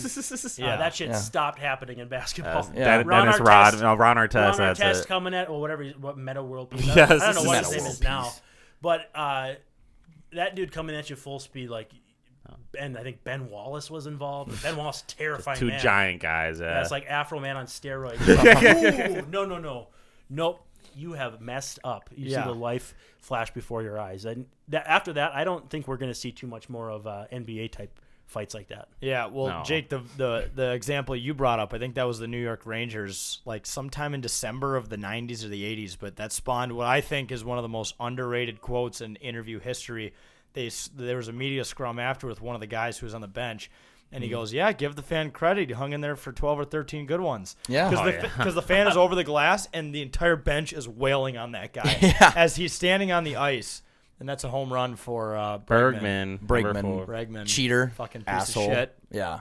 We don't hate Correa, though. We hate Bregman a lot. Yeah, no, we And can't hate Correa. Altuve. It's like you hate Brett Favre until he's a Viking. Or Yeah, exactly. Jared Allen until he's a Viking. It's If we got Alex Bregman, we would be all, okay, we're fine now. oh yeah. So there's a question I have for you. First off, I have to ask, is it's true, because I've only seen one person say it. Is Rocco Baldelli truly having twin babies? Is that Yeah. that's confirmed? That's insane. Now, do you think that's a special thing? Do you think this is our year? No. Because of that? No. I think You don't think it's- that's a I sign? think it's written into his contract, probably. Yeah. you had to have twins. No, because Joe Mauer had twins, Michael Kadire had twins, Denny Hockey had Okay, twins. so this is never mind. This has been exercised before. The fact that Maurer had twins didn't even win a playoff game blows my mind. I mean, come on. That is Yeah. weird that all those players you listed actually had twin kids. Yeah, I had no clue. It's like actually. the twins are didn't know that manufacturing either. this in some way. There was one other one, but I think Bailey Ober might have twins. Oh wow, this is So wow. So this is, if anything, they should stop having Yeah. twins. Maybe. Keep them in there a little One longer. kid. Yeah. Let Yeah. one of them cook a little longer. Yeah, come on. Seriously, buddy. I- Fucking spraying like a sprinkler all over Yeah, the place. jeez. No, did you guys see the Dodgers had all these different guys go on the paternity list at the same time, and they traced it back to like When they- All-Star Weekend. It was like, what the hell? Guys, let's calm down. lot of What, unprotected Brian sex. McKinney and Fred Smoot having a party. And you're like, holy They- shit. hey, you find out they all had a party. Like The one night, Vikings dude. only had Lake Minnetonka. The Dodgers had an entire ocean. Yeah, Yeah, right? right? A lot of baby A making lot of out damage there. can be done out there. Fit to scale. Yeah, open water. Unreal. Oh gosh. Well, No, the final question I had for you is Royce Lewis officially back? I think After so. one game? Yeah, I mean, I think you. It's one game, I know, but, like- I've always been a big Royce guy. Actually, if people can see, I'm wearing a black like pebble chain thing. His mom makes these. Really? Really? Yeah, so she made this one, and if I ask her for one, she'll make them. So I've always been kind of a fan of his because the proceeds go to charity for, I think it's juvenile diabetes, and so the family is just phenomenal. I mean, he gets that big signing bonus, and like he doesn't need the money because the family owns vineyards in California. Like Damn. that's Yeah. how Torrey Hunter met him as a little kid because Torrey was playing for the Angels, and so like the whole story just goes all the way back. He's an A+++ guy, and you know the comparisons to Derek Jeter as far as leadership and on the field and stuff, like right on the nose. It's just a matter of staying healthy. And I mean, Right. when's the last time we had a Minnesota athlete where we're like, if he could just stay healthy? Only one freaking guy stays Yeah. healthy, and it's Kirk Cousins. Yeah, Yeah. right. I know, right? I'm no, a Kirk no, Cousins no, I fan. know. Don't get me wrong, but that white goof is the only one that never ever Yeah. In gets our lifetimes, hurt. I know. It's Kirby crazy. Puckett's career ends on an injury. Joe Yeah. Mauer injured. Just to Justin more Morneau, know. injured. Yeah. I think the only thing that Byron can Buxton the is only always thing that getting can truly take Kirk down is COVID-19. Yeah. And he gets absolutely Or the fucking Lord. pasted all the time because the offensive Yeah. line. I mean, the I offensive know. line's better now. Yeah. Like Ed Ingram's just a turnstile there, letting guys into the backfield, Yeah. and Kirk's like, "Well, I'm good." Well, He gets knocked down. He still makes great throws under pressure, It's and like he just gets Chumbawamba. He shit. gets knocked down and he gets Yes, right I back know, up right? again. and we're just running it back with the same O-line this year, Whoa. which you I gotta know. love. Brian O'Neill should be back. Because obviously, but Kirk, still. he basically wears Well- a tire around his ribs. I know. That But big still, ass- it's that big ass crazy. rib protector. He gets knocked down. He does that big smile, you know, when he gets That's knocked down. exactly He what gets it looks like. he You gets, got it down. He gets right back I mean, up. I get the bit, but Yeah. that's No, perfect. yeah, no, that's what he looks like. Oh God, when you see that on the replay, oh, did he get hurt? No, he's back up, making a touchdown throw. You know, threading Yeah, the needle. Dalvin Cook gets tripped up by his ankles, and you're like, God, I think he's Yeah, dead. you're praying. I Yeah. know. Kirk Cousins takes a mortar shot, and he's like, well, I'm good. Gets back up. All right, let's The go. one guy in history. Yeah. Like Anthony Edwards gets knocked on his ass and he's back. Uh, Good for him. That's great. But the one freaking Minnesota athlete that everyone is relying on to do something that never gets hurt. Yep. Kirk Cousins. Well, on borderline incompetent team usually. Yeah. Yeah, coaching, whatever. I mean, it's gotten better with Kevin O'Connell, but it's been 1 year. He was under Mike Zimmer, who literally was living in 1972 football. So He Classic, just didn't care about the offense. classic red ass. Too. Yeah.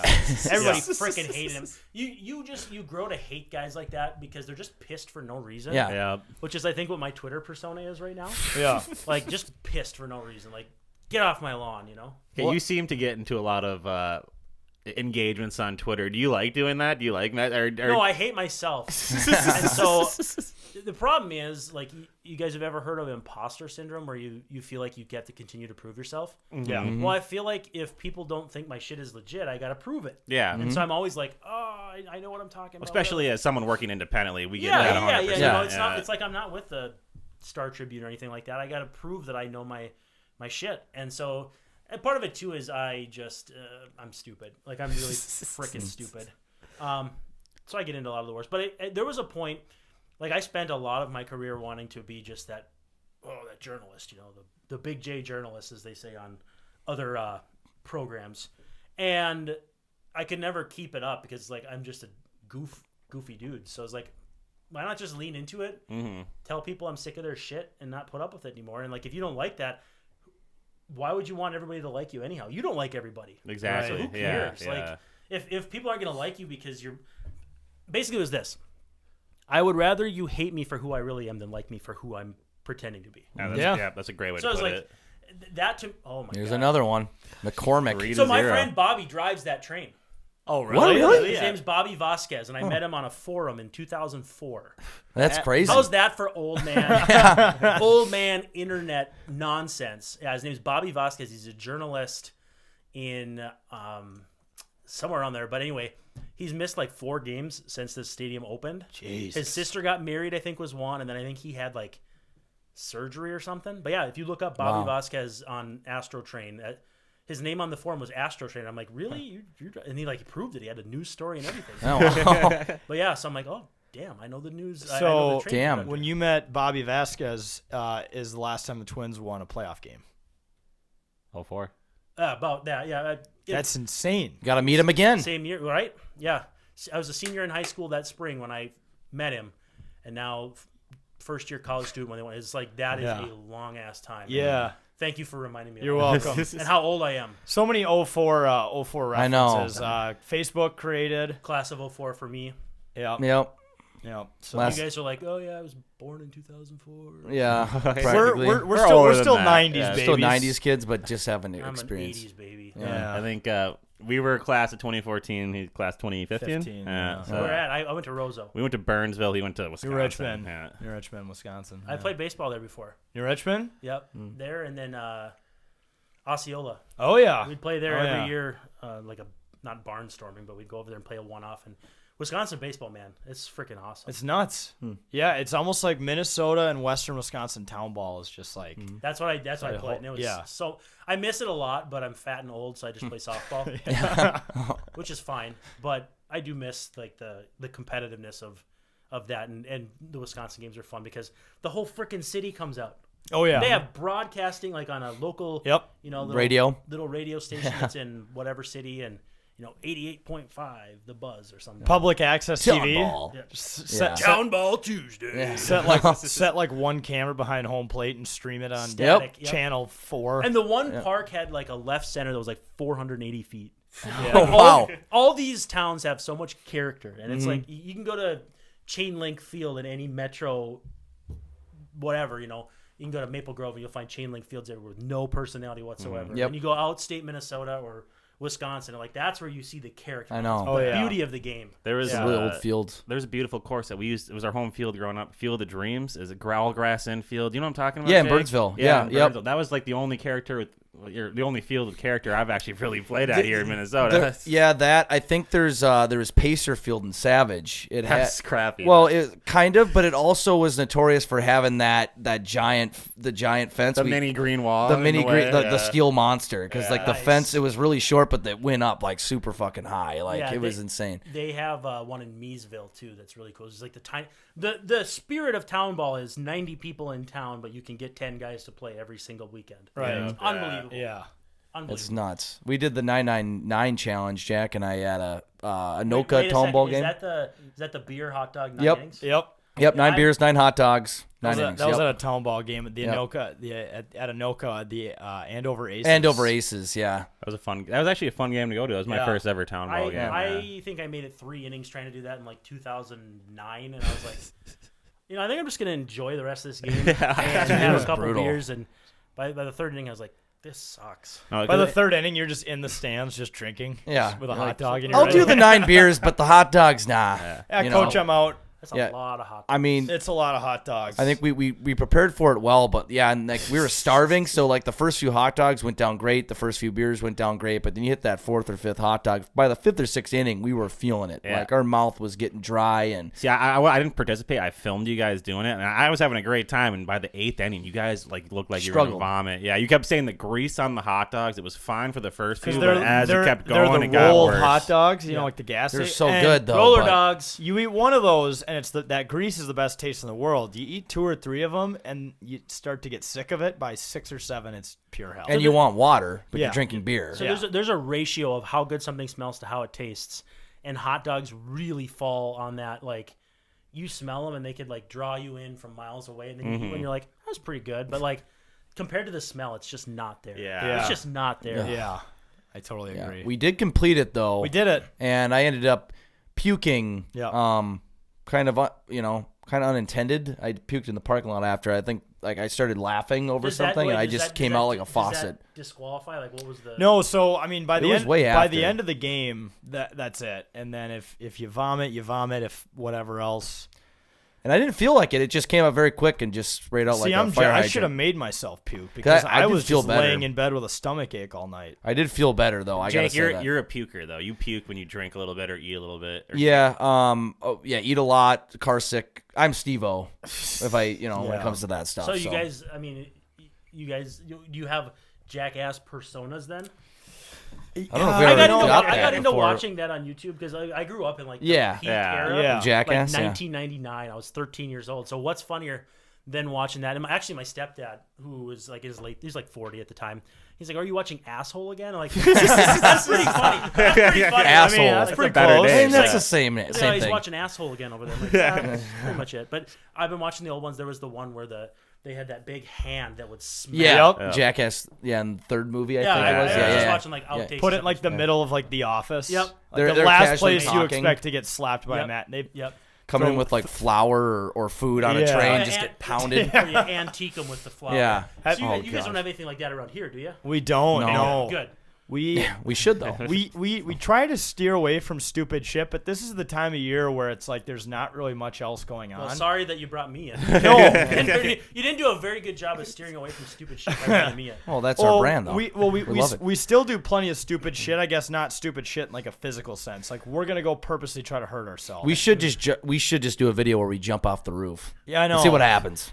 We were Go thinking for, about like, we were Family thinking Guy. about that because the Wild played like 2 weeks straight at 9 p.m. because they went on a big West Coast tour. Not a fan. I know, and that's kind of what we were talking about the Dodgers. Put yourself in my shoes. I'm in my late 30s. Yeah, I can't do it. No way. But I made a video every night of some crazy thing I would do to wake me up, and it got crazier and crazier every time. And I was like, if there was going to be one more game in this series, I think I was going to have to jump off the roof. Yeah. Just because I don't know how else to top myself. But thank God that the West Coast tour ended. They came home. I hate the West Coast. Like, Yeah. I have to do a video after every game, and it's only a minute, so it's not that hard. But if you don't watch the game, you don't know what happened. You can't really do a video. It's like, God. Especially if you have to stay up. If you stay up I for know. the full game. Right, and then and then I'm up at 6 with the kids. Oh, Like, no thanks. yeah. No. No, luckily the baby's easy, but oof. yeah. I feel like it'd be funny though if you like fell asleep during it. You're like, oh shit, I gotta get a video out.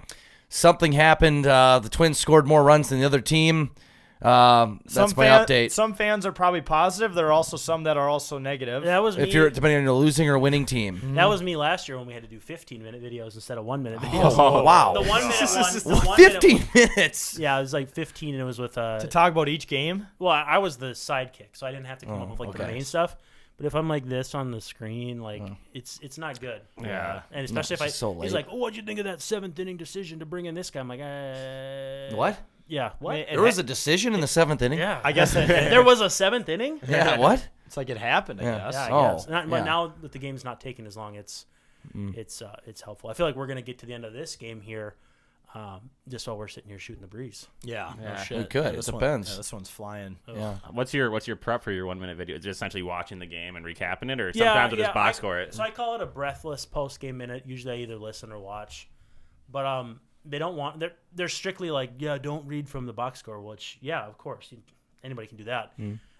So what's nice is with my day job I have a lot of access to like data and stats that are a little more advanced, so I can be like, oh yeah, this guy's hit this well in the last 10 days just off the top. Yeah. Because we have that data immediately, where Baseball Reference, Fangraphs, they don't update till the next day.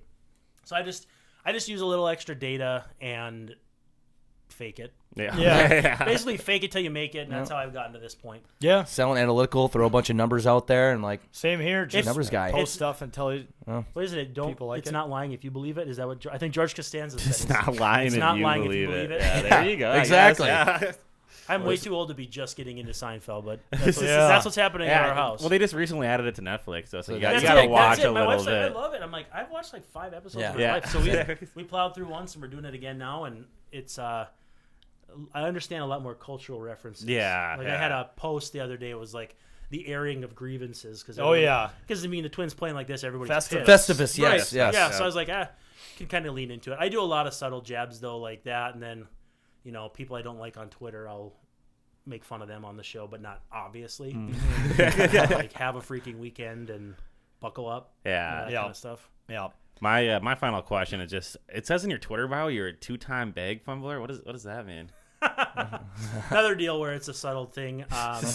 There's a Twitter personality that I really freaking hate. Yeah. And I'm not even. You can figure it out probably. And he's a dipshit. I think I know you're talking. Yeah, I think I know. I I'm know. sure you do. And so he tweeted that the Twins fumbled the bag twice on Correa. Oh, He's like, okay. bag fumbled twice. And like it literally made the Twins announcement video for Correa. It was I like saw that. Yeah. It was like all these, and so I'm just like 2-time bag fumbler. I'm just leaning into it. Like I've had people be like, "Aren't you kind of being petty?" I'm like, I don't care. Yeah. This is Twitter. Everybody's Everyone's petty. petty. This on is a Twitter. social media I don't platform. why have I'm the check mark here. anymore. I don't have Yeah. that. Who cares? You guys do. I saw you guys have it. Yeah, we do. We somehow make $8 a month at this company, so That's what I'm shooting for too. yeah, Verification. Yeah. maybe 16 next month if we're lucky. That way we can back. They had Elon like tweet AOC's fake account, and everyone's saw like, what that. the hell? Yeah. And I'm like, Yeah, I saw that. She had to come out and say, "Yeah, so guys, that's not me." But then there's just people no- were just screwing with her, like, no, you're the wrong account. This Yeah, is the you're the real one. It's like, There's no you should redemp- never have tweeted that. There's no redemptive value to that website anymore, and it's not as though there was in the first No. place. Right. Like, but I mean, Elon's hell site. I call him Wyatt Derp, and it's so bad. Like, you see where it says like tweeted from Earth. Yeah. Yeah. Yes, Yeah. yes. I'm sure he was just like, "Ooh, I'm cooking." That's hilarious. They're gonna Yeah. hate That's it so so much. funny. Because he's a big space guy. Yeah, yeah. Well, and then the dumbass memes like, "Oh, cool, dude, that was from 2007." Yeah, Like, let that sink in. Yeah, the shit like that. Yeah. like, "Oh, cool, man. Yeah, that was me in college. You're 50, Yeah, bro. 50-some years old. Right. Yeah. Like 32 kids or something." Yeah. Right. With Named all- computer code. Yeah. Yeah, XXL34. Yeah. Yeah. He just means yeah. something. Sounds like my jacket. XXL3. Yeah. It's just named after like shirt sizes. Yeah. Oh, aggressive shirt sizes. I'm between a medium. I'm in between sizes, a medium and a 3X. That's Yeah, why I this- tell people. Just like, depends on the season, right? Yeah. Depends on the day. Yeah. JJ, do you have a last question? Yeah, I mean, so is the Amelia Pagan hate warranted? I think you were like tweeting at somebody because they were like bitching about Pagan, and a lot of people do. We have bitched about Pagan. Yeah. Oh yeah. But It's the cool thing to do. It is a But- cool thing to do these But I days. think you Pagan. brought up some like crazy stat about it or something. Well, Was he that a- sucks ass. Like, Yeah, let's, yeah, let's okay, not, okay. Let's not get out away from the truth. He's just not very Yeah, good. yeah. And like, you look at his numbers, and it's 5 years. Yeah. Like, Yeah. it's not like, oh, he had a bad month. We all have bad months. He had a bad 5 years. Yeah, I know. Yeah, He's still on the team. Yeah. halfway to a bad decade. Yeah, Yeah. the big deal with him is he throws the shit out of the ball, and if that's your 5th, 6th guy in the bullpen, it's whatever. But last year they were expecting him to get big outs, and Cleveland shit all over him. Yeah. And so he's not particularly good. He's had a decent enough year. He's hurt now. He hurt his hip. I don't know if he's going to go on the injured list or what. But if you can put him in the right role, he's inoffensive. The Twins used to be the team that couldn't throw hard. Everybody throws 92, and that's why the Yankees kicked the living shit out of him in the playoffs, because the Yankees had amazing plate discipline, so they weren't chasing those pitches on the outside, make it come right down the middle with 92, and they light you up. Yeah. And that's exactly what happened for years. But with Pagan, like now everybody's 5th reliever throws 97, so the Twins are just keeping up with Jones's by having him out there. Okay. So he's fine. He's whatever. It's not a big point of contention for me. But somebody was pissed off, like, oh, he's throwing high leverage. And it's like, no. There's statistics that kind of tell you, like, leverage index, where the higher the number, the more pressure situation it is. He's thrown, like, 2 pressure spots, and it was because everybody else in the bullpen was dead. Yeah. Yeah. They'd all thrown the night before. So you're saying he's a decent depth guy? Like He's like- don't expect him to be a 1, 2, 3. Yeah, don't bring him in a dire situation. Maybe he's like a 4th liner. I was going to say 4th line, like, center, Yeah. who's kind of a plug. And Sam like, Steele. Who like might fight a few guys. Yeah. Like, trying to think of who I'd even compare him to. But, like, yeah, just a guy. Yeah. He's a guy. He takes up space. Plays I baseball. think he's making like $3 million, and that's everyone's like, oh, you could have spent it on someone else. Yeah, but $3 million in baseball doesn't really go that Yeah. far. No, Spit not in at a all. lake. And it didn't stop, and it also didn't stop them from doing other things. So Yeah. whatever. Yeah. I think the frustration comes out when, like, if I didn't watch a game and I see the Twins lost, once in a while I think this is more so last year or the year before. I think they're not putting him in as serious situations. Right. But I remember looking at the box score. We'd have a lead 4-2, and then they would lose 5-4. I'm like, well, and then you see Emilio Pagan gives up 3 runs in the 8th. What the hell are they doing? And that was like happening a lot. It's like, Like why do they Groundhog keep? Day. Yeah, why do they keep bringing him in? Right. Yeah. Doesn't make Groundhog Day. sense. And it was over and over I know. and over. And yeah, and now this year they're losing the same game, but it's Not him. no, they're up 3-2 late, then give up a big homer. One of their good relief guys Yeah. gives up a 2-run homer or a bloop and a bloop and a bloop, and then their offense goes silent. Like they have the worst batting average in the 9th inning. Yeah. And then like the second worst. Yeah. is the Our eighth. relief They're pitching. not very resilient. No, and like so the win yesterday was absolutely insane. Yeah. But they're having like the scene in The Simpsons where Sideshow Bob just keeps stepping on the rakes, just smacking them between the face. They've been doing that for like the last month. Yeah. Yeah. And the season hasn't been that much longer than just the last month. Yeah. So that's why people are frustrated. You can't live and die with every game. It's hard not to, because we're watching them almost as a community on Twitter. We're watching them as a community on anything. You know, there's just more of a fan-based community nowadays than there were, let's say, when I was. Oh, somebody just got thrown out. Uh-oh. Oh, I mean, we're not really. He did this little sweep Did a motion. little- Yeah. I saw a lot of F-bombs. I say there. we're not doing this live, I understand, or maybe we are. I don't know, but I feel like I'm narrating this as it goes. No, Well, this is that's great. fine. What's happening here? I was at their pitching, or that was That's someone. the manager right there, so I don't know who it was. Yeah, it wasn't Dustin. Some other person Yeah. screaming. He gave him the hand, though. He did this little like shoe, like, "Get the fuck out like of it's here." a mouse or something. Come on, like get out. You know what you It's did. weird. Yeah, Yeah. that was weird. He's like cussing at the. Well, and it was one. late because the pitch that they were pissed about was the one to Altuve. Now, this one I don't think was. Was this like? Was it after the pitch clock or something? No, that was off the plate, and he's just. Oh, they're still he's hot just- about whatever. Altuve though. Altuve got rung up on a pitch that was about Yeah. 3 inches in, but the Twins have had that happen too. Yeah, right. Like they Phil give Cuzzy. up. They give up. Yeah, Phil Cuzzy's between the call the other night in L.A. and then the Mauer double or not double in Yankee Stadium in 2009 or whatever it was. Phil Cuzzy's on my list, man. Yeah. Like not shit not list. any kind of list like Billy Madison where the guy's got the lipstick on, Steve Buscemi. Yeah, Not yeah. that kind of list. Oh, yeah. But like Such a good A scene. Chris Jericho list? Yeah, you just made the list. You just yeah, made the or like list. a- Made the list. Yeah, Chris Jericho. Yeah. That would be a much better. Yeah. Phil Cuzzy. You just made the list. Yeah. I'm sure he's just torn up by that. Yeah. So which one of you guys is driving to Colorado? JJ, right? You What? have Colorado? JJ, You're the you Colorado, drive to right? Colorado. Oh yeah, I thought you were driving Pulled up to and I was like, Colorado. oh, I'm I like, was yeah, like, no, I'm Colorado driving to buddies. Colorado. Yes, That's what I got there we too. go. We don't have to drive to Colorado anymore. Yeah, we Weed's- like drive. Weed's legal here. So It's a There you great go. I love Yeah. Jake. You Great were truck. Both Jack and I were like, it's him. And you're like, wait, what? driving. I think you said who's driving to Colorado. I'm like, what? No, But nobody's what? driving to Co- Colorado. I didn't see it. What color is it? Mine's black. Black. Oh, Perfect. twins. There we Twins. go. Oh, Twins. black. Oh, Everything's no. twins. Not Twins. a good Twins. sign when twins Rocco's happen, having yeah. twins, but Nope. look, they haven't won a playoff game in 19 years. But yeah. That's gonna change. Whatever. Oh, look They- at how pissed that guy is. Yeah. Effing go. that Let's guy- effing go. Speaking of weed, that guy could use one. Yeah. Come on, bro. Dude's got a big old Use chew a in. weed. Yeah. He needs a weed. He's a little hyped up right now. He needs a weed. Just needs to eat one. They're sponsored by Oxy. You guys see that? I noticed that. OXY. Oh, whoa, that's I fucked know, up. Yeah. Cheaters Big and they're just promoting big, drugs. Big problem in America. Yeah. That's not right. You guys watched that Dope Sick? That was about oxycodone, and it was Okay. like the doctor that kept prescribing it and not realizing what it was doing, and it was a real story. Like it killed Yeah. people in New England, but Damn. that was crazy. It was a really famous actor too that was the main character, but that's what made me think of it was when you guys said that was Oxy. I think it might be a different Oxy though. I would assume I don't so. know about that. I mean, I get that we're No, being I know. outwardly, blatantly obvious about things that we may not have been before. You know, sports gambling, Yeah. and marijuana, but I don't think oxycodone's on that list. Not yet. Anyway. Not yet, but Give in it 10 a years. You Give it won't- a few years. Yeah. I think there was legitimately a legalized cocaine movement, but it didn't pick up. Yeah. A lot of traction. I'm going to Like, assume not- that's mostly cokeheads Yeah. that are on the ballot for that one. Yeah. Yeah. But Well, that was like there was. I'm sorry if I'm taking up too much time, but there was this old Saturday Night Live bit with Norm Macdonald. I don't know if you guys like Norm Macdonald. Oh, yeah, big love Norm Norm Freaking Macdonald. hilarious. And he's talking about, and he just deadpans this, so I'm not going to do it as good as him because his delivery was perfect.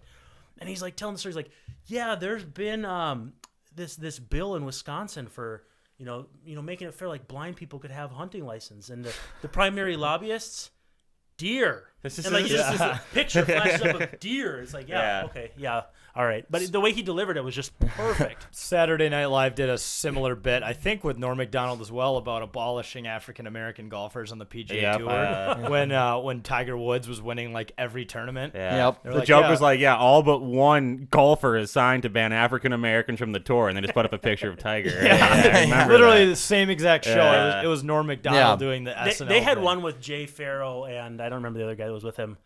And there was a black joke, and it was like, the guy started to say it, and he's like, I can't do this with Jay. Oh yeah, recently. And the guy goes, yeah. finish it. Yeah, it's they staring purposely him are down. writing him in. I've seen It was those clips. amazing. I don't remember what the other guy's name is, though. Yeah, they're purposely like it's a white dude and then Jay Farrell, who's the black guy on there, and they're purposely obviously trying to set up this white guy with these brutal jokes, and they're probably not showing it to him until he's live on SNL. Just making him sweat. And like Tag board. yeah, exactly. Like he's doing like compare like there'll be a news story and he'll compare and have a brutal like race joke, and he's sitting there like squinting as he's saying it, but people are laughing and then I think then he'll say it, and that Jay guy will be like, "Oh man, that's fucked up, man," like or whatever, like practically saying that. I'm like, this is great though. But Norm Macdonald, like the O.J. Simpson stuff. Oh, that's why he got fired because he went yeah. after OJ so hard. That was so. You can still watch that stuff too on like Peacock. They have all the old ones. Yeah. It's amazing, and that's.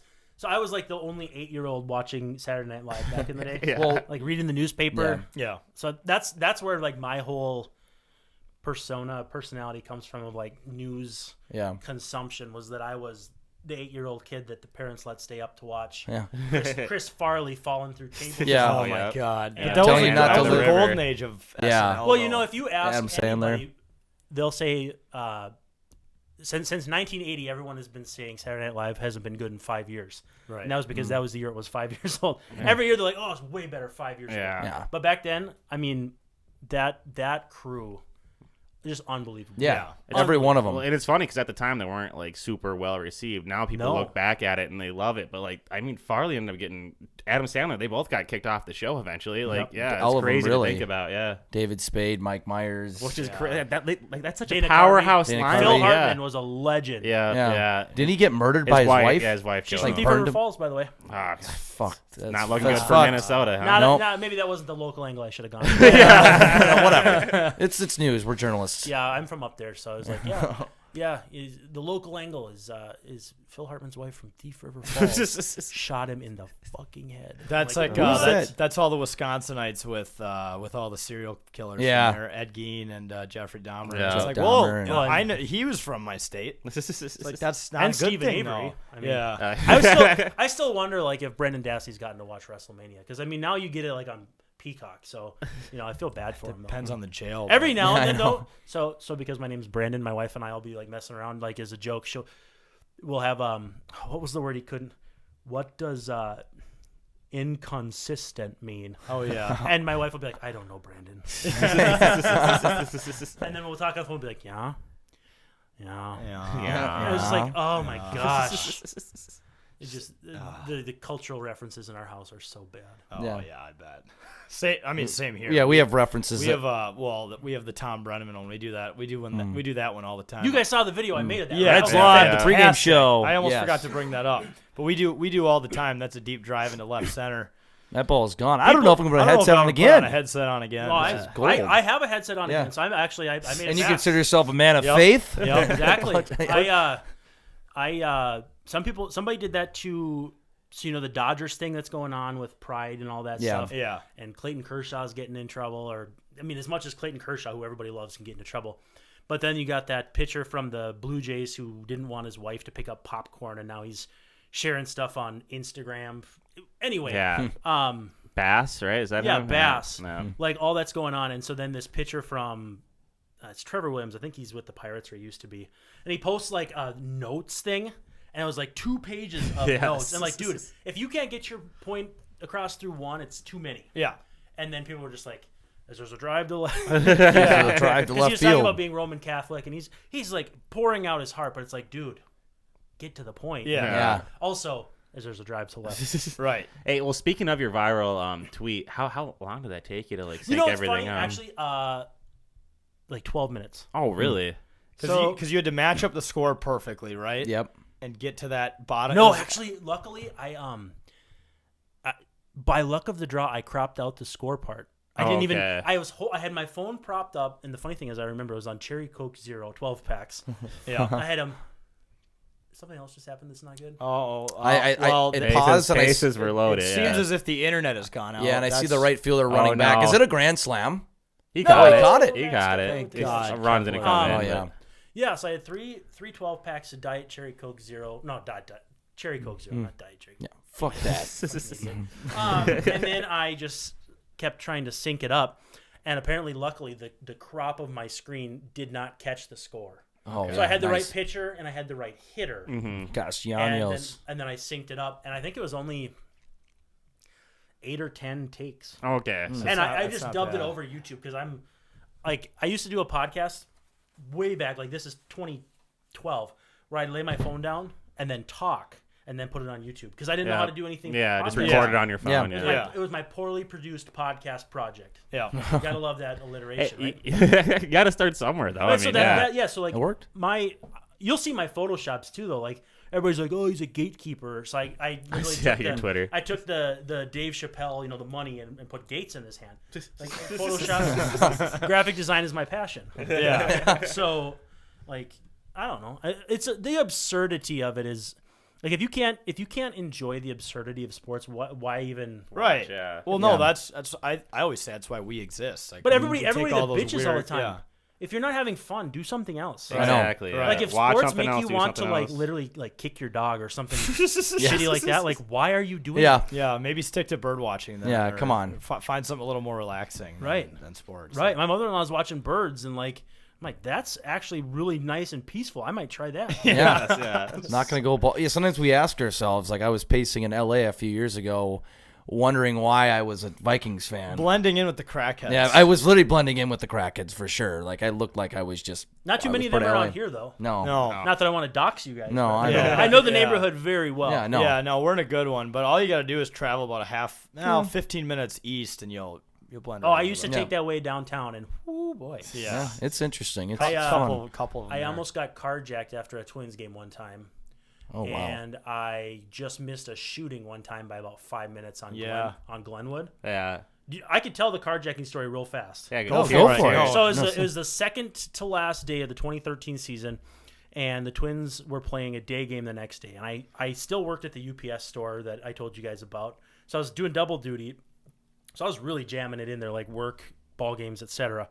And so it was like 11:55, midnight, whatever. And I'm coming on 55 at Penn. So right after Penn, coming out of downtown, you go over a hill, you're into Golden Valley, and it's you're almost by Care 11 and all that stuff. Yep. So anyway, I'm coming up to Penn, and there's a red light, and I think there's like 4 lanes there. So I'm like the second from the right, and this car pulls up next to me, and I just kind of get a weird feeling. And so you trust your gut in these situations.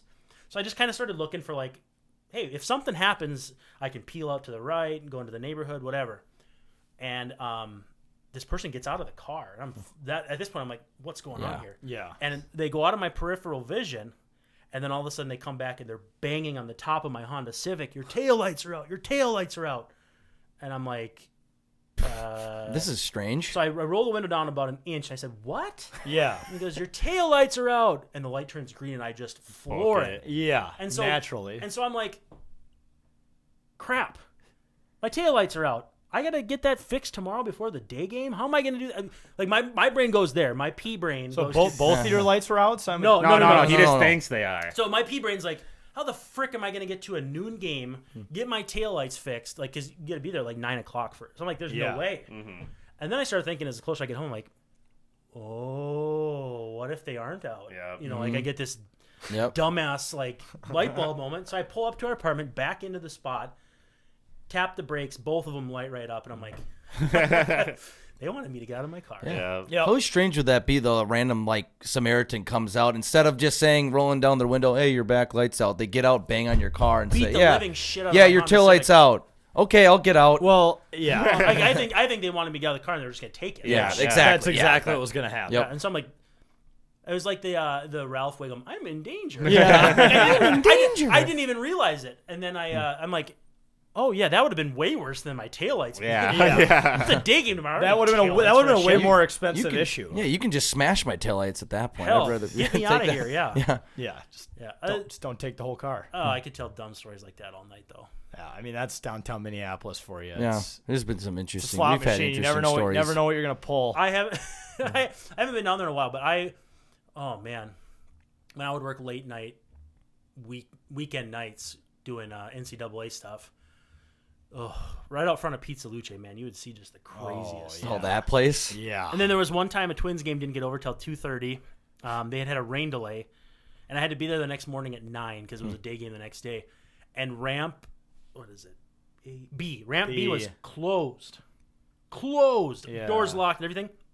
I had to go down to ground level and walk all the way up to my car. That area 2:30 is- in the morning on a Friday, and I was like, Oh, or Saturday. Yeah, now it's 'cause Saturday. It was a Sunday morning the next day for a day game. I was like, oh my god, I'm never doing this again. Yeah. Horrible. I was on the light rail one time when a guy OD'd. That was pretty messy, pretty scary. That's about a normal thing for the light rail though. Nowadays, even. Now it is. Yeah. So I was like, I've had I did like Twins game coverage for like 7 or 8 separate seasons, and at least once every year, I was completely sketched out. Like at least one time, I was completely like you see me. People aren't gonna come up to me and bully me because they think I can defend myself. I can't. I can't. You gotta, at least, show that. You gotta exude the vibe. Yeah, exuberate that. So people don't really like mess with me, but I get sketched out so bad, and so I'm just my wife's like, just park somewhere close, don't ride the train, whatever. And like that was the last time I rode the light rail. I was like, Yep. Yeah. gave him his Narcan and let him get back on the train. I'm like, nah, this is over. I'm done. Yep. Yeah, I used to ride the light rail like when it first opened. It was new, it was nice and everything, but I think it's definitely got worse. Yeah, I don't mean, know. I like the idea of it. Yeah. Yeah. The concept of it is great, and I live in a place where I could actually take the North Star in. I don't go to the office anymore anyway. I'm a work from home dad, an aging work from home dad who can't dress himself. All these things.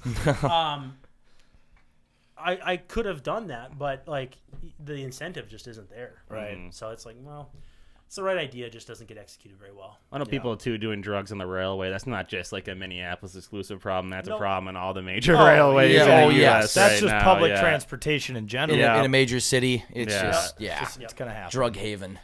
But Brandon, this has been a blast. Before we let you go, we gotta take you through the rapid fire. So I kind of figured there might be something like that. Yes. yeah. So all right, first one, deserted island, one alcohol of choice for the rest of your time on the island. What is it? You know, it's funny. I don't really like alcohol, but give me like a good Scotch. Give me Templeton Rye. All right. Okay. That's probably not a good one or a good, but it's Templeton Rye. It's smooth. It'll I do. love it. Yeah. It'll do the job. If you like it, then that's all that matters, right? You're the only Yep. one there. Yep. How many fourth graders could you fend off in self-defense? 7. 7. Minneapolis or St. Paul? St. Paul, just because I went to college there. Okay. Would you rather slap a random baby or your own grandma? My own grandma. I- She made me make her waffles one time last summer. So yeah. So she has it coming then. Yeah. Yeah. Does pineapple belong on pizza? Sure. I don't care. Okay. I'll eat it. I'm not gonna judge. Yeah. Some people have really strong stance on Yeah, that. like- I'm more of Strong like opinion. is a hot dog a sandwich person. Oh We- yeah, we- that Is a hot dog a yeah, sandwich? Is it? We sometimes have that in there, but Yeah. I mean, it's bread and meat. What are you gonna do? Yeah. It's just more than that, though. But I don't know. Well, it depends on who you are. I guess. Some people like it plain. Some Yeah. people like to what they call raw dog it. Yeah, Jake. they do. Or do like a lettuce wrap. I've never, kidding, it- I've never heard of a hot dog lettuce No, wrap. like Jimmy Is it John's lettuce- does that. No, Yeah. no, that's If you're given an all expenses paid trip to Winnipeg, would you take it? yeah. I grew up 100 miles from Winnipeg. Yeah. Okay. Yeah, that makes sense. Then if your laptop could speak, what would it say?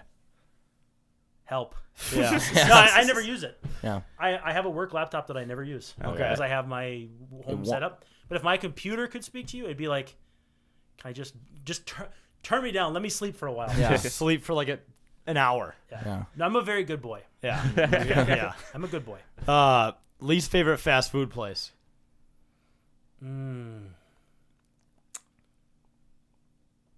Look at me. I mean, come on. Can't really pick a lead. Probably like Burger King. Yeah, Okay. It's a popular answer. Whopper. Well, I just. That Yeah, is a the great Whopper song. commercial. I think that I made it worse made for the everybody. meme where it was like the girl's like, I bet he's thinking about another woman, and then Just in the his little Whoppers. in his conversation bubble, it's Whopper, Whopper, Whopper. Whopper, Just on Junior repeat, Bacon. too. That was bad during football season. Oh, it's horrible. Yeah, thank God. But they know what they're doing because I they're know. glued to the TV. It worked. We know people that said like, yeah, I had to go there just because of the damn song. Yep. It's I like, literally well, just I listened didn't, to a but murder podcast where the guy ate a Whopper while committing the murder. Yeah, I feel like I that's found the rapper of the That's what led to the body. and then his defense was that he was too fat to kill the guy. Podcast. I'm not kidding you. that can't be the first murderer to crush a Whopper before he commits the crime. Too though, fat. Fuel up. Right?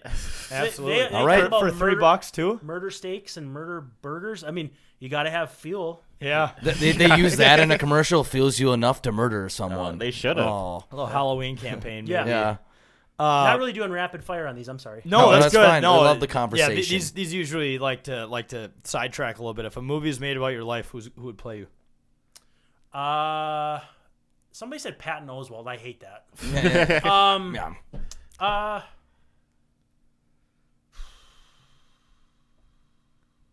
I'll say Chris Pratt just because I like what he does on like Parks and Rec, but I'm the one guy that was like, you look like this guy, you look like this guy, you look like this guy, and I get Dan Vogelbach a lot, Oh yeah, yeah. the DH for the Mets. He's not. A lot of Mets fans are angry with him Lance recently. Lynn, I'm more Lance Lynn, like pissed off looking fat guy with dark hair. Yeah. That's and he's gotten bigger too, so like he's really filling in like me. What about like maybe like a modern day Sean William Scott? Stifler? I could do that. He'd have to have a really shitty beard though. I mean, he does rock a beard. Yeah, I don't though. Yeah. Did you letting it grow long? Is that play No, out? this is so actually I go to a barber here in town, and I'm overdue. So Okay. guy does a real good bald fade, but But he shaves you up too. yeah, I haven't been. I haven't Damn. been. With Yeah. like a straight razor. Oh, work. He does. No, he doesn't do the straight razor, but he's from Brooklyn. He's freaking awesome. So. Oh yeah. So that means he's Oh, probably yeah. good at it then. yeah. He's here. That's in how you town. know. He's freaking awesome. Big hair East Coast guy. guy. Last one. What would your strike three call be? You are the biggest baseball guy we've had on the show yet. So I'm actually. Is that a fat joke or like an no? individual? No, like No. biggest baseball fan and profession. So you got to give us the strike Probably three call something that you'd have.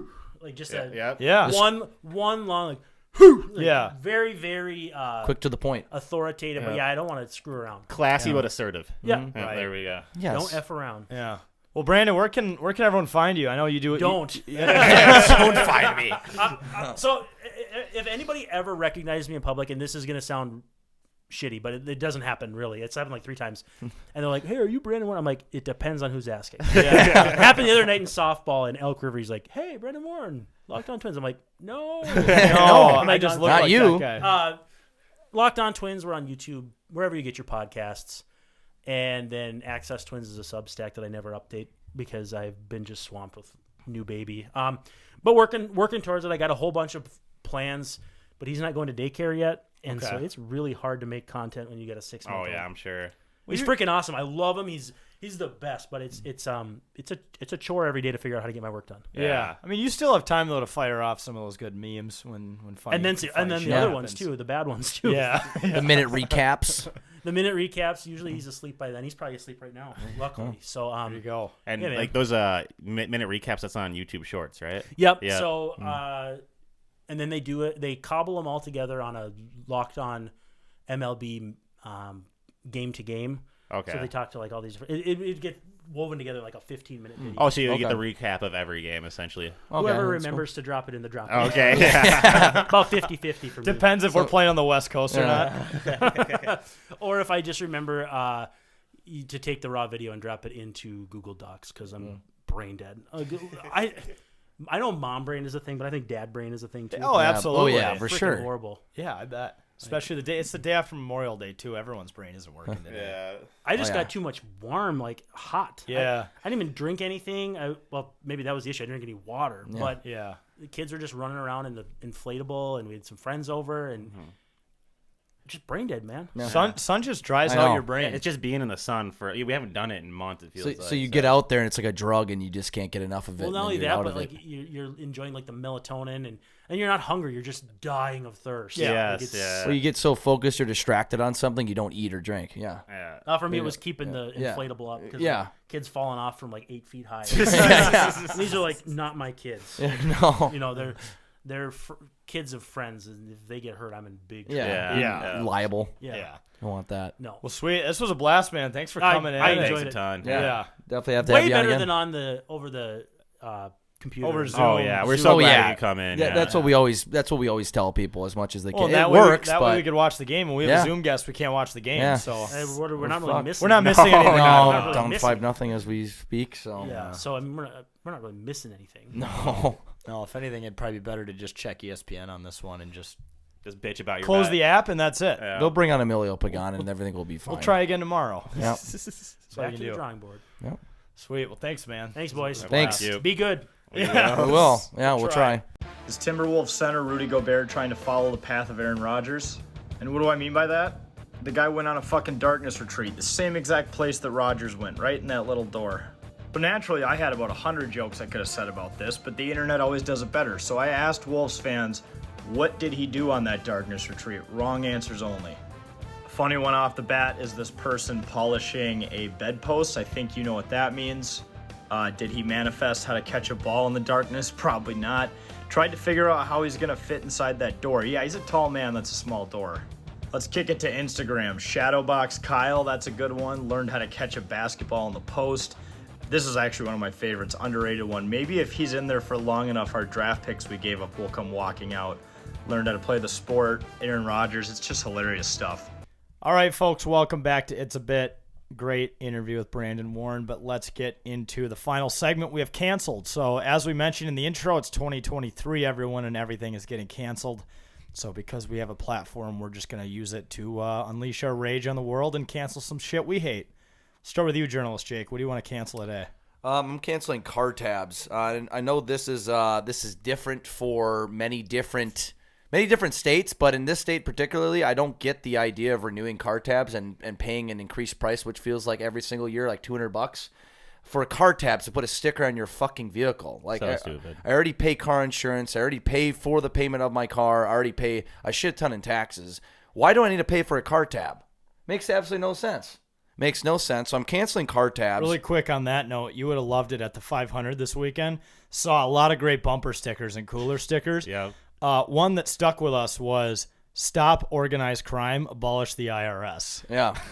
Abolish the IRS has been another one. Defund the IRS. Defund the DMV. Defund the DMV. Let's would be blow that also up another and one. let's hit the restart on the DMV and see if we can get it right next Yeah, time. come on, seriously. Like, let's improve the lines and everything at the DMV centers too, and improve morale there, worker morale, because they're always Really quick horrible while attitudes. while we're ranting about government organizations, do you guys see that ad that they put out all over ESPN that like the USPS is like revamping their cars, and it's like the I like to move it. Yeah. It's like, I don't give a fuck. Just deliver the Yeah, mail. exactly. What are you trying to market here? Yeah, because I can't like it's you're not like a product that I gotta go buy. Yeah. Like, I gotta use the USPS at some point, or you know, it's like we don't want you using FedEx or UPS. Well, you're the United States Postal Service. You're already funded, so who cares? Yeah, it's trying to be like one of these flashy ads, and I don't get why it needs to be. Yeah, it's so strange. You deliver the mail. That's good enough for me. You're a government organization that already I don't has a care bunch of tax. I don't tax care what funded. the truck looks like. Jack, I think where we used to go to college and make a great logo for the Postal Service. Yeah, the Fighting Hawks. Fighting Hawks. Oh, yeah, you're right. They could revamp it using that. logo, Exactly. honestly. People say we ripped it off. From the Postal Service, or what do we rip it off from? Yeah, Yeah, that's USPS, hilarious. Which is ironic because before we had the mail trucks, we had carrier pigeons. I wish we would have just changed the team name to the Sue, SUE, and just had like an old woman as our logo. Oh, yeah. Sue. Or Sue, and then something like a lawyer. Or Yeah. like, or like the law. Yeah. SUE. Yeah. Yeah, and the next thing I'm going to cancel are the Minnesota Twins relief pitchers because they have been absolutely ass as of recently, and quite frankly have been able to do anything for the last decade since Joe Nathan and was it Jesse Crane and Matt Guerrero left. I feel like they have had no relief pitching consistently, at least, and they've been blowing games. So I got to cancel them. And then also just denim shorts for men. You're not into that? You're No. not Fuck that. What if you have like a nice Jean shorts. What if you have like a nice mullet and a really good No. mustache? No. Really? You're not going to give the southern hillbilly guy I'd who rather can just- pull it off. I'll You're not just- going to give him the pass. I'll just wear boxer briefs. I just think of like Twistall, the old 10K outdoors guy. He would rock him all the time. He looked great with a mullet. You would and a have facial hair. you would have hated the 500 then. Yeah, I would have. A lot of that going on. Yeah, I would be like, nope, but it's just canceled. Fuck those. What specifically do you not like about it? Does it in your mind you just think that women are going to be wearing that, and then you start checking out men? Maybe. No, it just doesn't. It's just it comes off with the vibe of like the men who try to wear the puff vests over a flannel or something. The Kirk And- Cousins move. It's a Chad. Yeah, but is it Chad move? It's Chadwick, but it's also wannabe country guy Okay. folk bit. Grew up in Stuff. Minneapolis, but pretend like Yep. you're from Grew way up in north. Burnsville. I Yeah. grew up on a farm. No, you didn't. You grew up in a neighborhood full of other houses. There's 1,500 people in your high school class. Yeah, like, yeah. Stop. Let's calm down. That's what it shows me. Kind of wannabe country-ish, and just looks stupid. It's if you're gonna cut jeans, or just wear the full jean. Okay. Yeah, but sometimes it's hot. If you're gonna, Then wear I do shorts. agree with that. If you're gonna rock the jorts, just buy them pre-cut. I Don't know. waste your money on a pair of jeans and then put in the work to cut them when you could pay someone else to cut them as a service and do Yeah. it right, mind you. Because I feel like a lot of those guys cut them too short. It's like, bro, I don't want. Yeah, I know. Going back to the farmer tam bit, we don't need to see that. Yeah, it's just it's strange. I feel like they do look better. I feel like it's a better style for women, not for men. There is a huge movement by women. So even though you don't like to look at men's legs, apparently No. women enjoy sometimes seeing men's legs and asses. So there is a big movement of shortening the shorts, the current short length that men currently wear. Oh, the shorts for sure, but the But jean shorts. the denim on top of it is where you're drawing the line. Yeah, because Okay. I got my swim trunks that I got recently for Vegas. I think they're almost a little too short that I wanted. Yeah, but you want the people to see the But I don't mind that per se. But it's the jean short. Okay. Yeah, you gotta see the thighs. Yes. God, my thighs are like tiny. I look like an alien. Yeah, I prefer to wear Mine are baggy muscles. shorts. It's Yeah, fat. dude, so do I. From years of playing hockey, I have giant ass thighs. So Yeah. like my issue, I can't buy like none of my pants fit me because like the size that would be good enough for my waist is not big enough for my thighs. And then I buy pants big enough for my thighs, but they're falling down because they're way too big for my Yeah. waist. I've kind of felt like that recently, but it's not because my thighs are necessarily muscular. Why is it happening to you? Is it I feel like I will get like pants that I feel like are good for my waist, but then But I'll they're just- pull up my thigh and it feels like they're just gonna rip off. Yeah. and or I'm cutting blood circulation. See, I have large calves, but then I have really small quads. Okay, So that's still moral kind of the story is we all have disproportionate legs here. yes, Yeah, yes. and we need custom pants. For We us. could all take a certain part of all of our legs and make the perfect. We leg. could make Yeah, the we could. perfect legs. Yeah, we could. Let's try that. Actually, it's like this human is good. centipede, but Yeah, with a with the leg. leg. We'll give them to Joe Swanson from Family Guy. Yeah, 'cause he could use them. He's always Yeah. trying to look for leg transplants in that show. All right, Wags, what do you want to cancel? Well, we'll start off by canceling the Dallas Stars season. I mean, I guess I can't really do that. I guess Las Vegas did it, but they did do it on Monday night. They beat Vegas 6-0 in Game 6. The Stars, they beat the Stars. They beat the Stars. Yes, Vegas beat the Stars. Sometimes 6-0 Vegas Game beats 6. Vegas when you go there. Oh well, I mean, I've never beaten Vegas whenever I've gone there, but it's just it kind of comes back to the reason why I don't talk a lot of shit when it comes to, because one, my team never wins championships or anything, but like let's say like if your team does win the championship, every other team is going to get eliminated eventually, right? So you have to be, if you're going to talk mad shit, you got to be pretty confident that your team's going to make it all the way, or else you're just going to end up like all these Dallas Stars fans. Even though they went a little further, they're still in the same place as the Minnesota Wild, and that is as the loser of the NHL this year. So it was nice to see the Dallas Stars finally get eliminated, and Jamie Benn, they were hyping him up a lot, and he didn't show up to Game 6. It's almost like the suspension went on to 3 games. The next thing that I'm going to cancel is going to be the NFL owners. They recently voted on this new kickoff rule, which essentially, if you call for a fair catch on a kickoff and it's within inside the 25-yard line, the ball will automatically get spotted at the 25-yard line, which is a lot of people are arguing is an essentially take kickoffs out of football, because now you can just fair catch it and put it on the 25. Like, why take the risk of even trying to run it out when they're already going to give you the 25-yard line? Yeah. So a lot of teams and a lot of special teams coordinators are very unhappy with this rule, and I am too, just because like especially we get to watch Kane, not how do you say his last name? Ngannou or no? That's Ngangwu. Yeah, it's hard to Ngangwu. say. It's like an NWG. You know what I'm saying? Yeah, but like yeah. essentially, people Ngangwu. like him who are kickoff specialists are going to be put out of a job. People like Cordell Patterson, right, who used to be a great kickoff specialist, are going to be getting taken out of jobs because again, there's no point of having a kick returner if you're just going to be calling fair catches. Anyone can do that. Fucking AI is ruining everything, man. Yeah, it's the know. AI. Yep. It's well, we already seen this in college. Oh yeah, so but also like think to college. They're never returning Yes. anything. When's the last time you've seen a college, not on a punt return, but a kickoff Yeah, kickoff college return. You don't see it anymore. Never ever. So it's going to be eliminated in football. They're not going to risk fumbling it or getting knocked in the backfield at the 5 or 10 yard line when they could just get the ball automatically at the 25 and only going 75 yards down the field. Exactly, because wherever you catch the ball, just take the free yards at this point. If they're going to give you bullshit. the free yards, the coaches are going to take the free yards. They did write in the rule that it's only specific to 2023. It's not a permanent rule, so we'll Okay. see if they remove it. But we're going to have to watch this whole next year of football. It's going to be, You know it's what? gonna be This fair rule. catches every 2 seconds. Let's make kickoffs dangerous again. I don't know. Let's do it like the XFL did it back in the 90s where both guys start at a different end of the field and run in the middle to try to get the ball. Oh, yeah, yeah. For the coin toss. Yeah. Yeah. And then the one That'd guy be tore his great. ACL for the year. Yeah. First game, yeah. Oh, man. Yeah, we tweeted Innovation. that out just obviously as a joke. We don't actually expect the NFL to do that. We're like, the NFL should do this. It's electric, right? Just as a joke. There's just so many old people like, no, they fucking shouldn't. It's That like, one come on. guy's gonna come back from Twitter and be like, normally I don't agree with your guys' takes, but I want to see this dangerous. But you're shit. right. I want to see some guys get This is fucking le- hurt on the kickoff.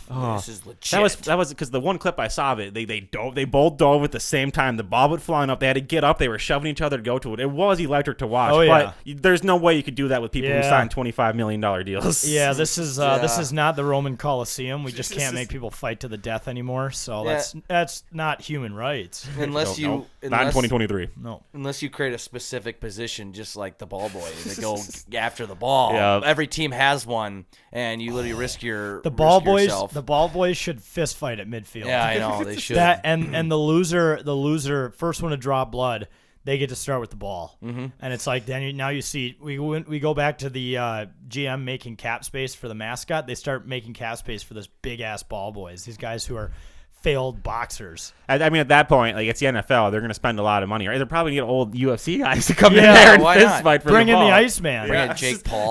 You hear Chuck Liddell's walk out, and he's like, "Oh my God, it's Chuck Liddell!" Dude, they could incorporate so much into football if they added that element. This is what the XFL, these ideas we're spewing are what the XFL was originally supposed to be back in the 90s. Like, they were being serious about it. Well, we know, Dean Blandino, we're good friends with him. He is in charge of all the rules at the XFL. Maybe we got to get him back in for a podcast, but like do like a Shark Tank my edition God. where we pitch him. Pass some ideas Yeah, where we along. pitch some ideas to him to That let's. absolutely needs to happen. Can we call this the 10K rule? That'd be Yeah. sick if we got a 10K rule in So the XFL. this is the 10K rule. He's just on the street talking about it during a game.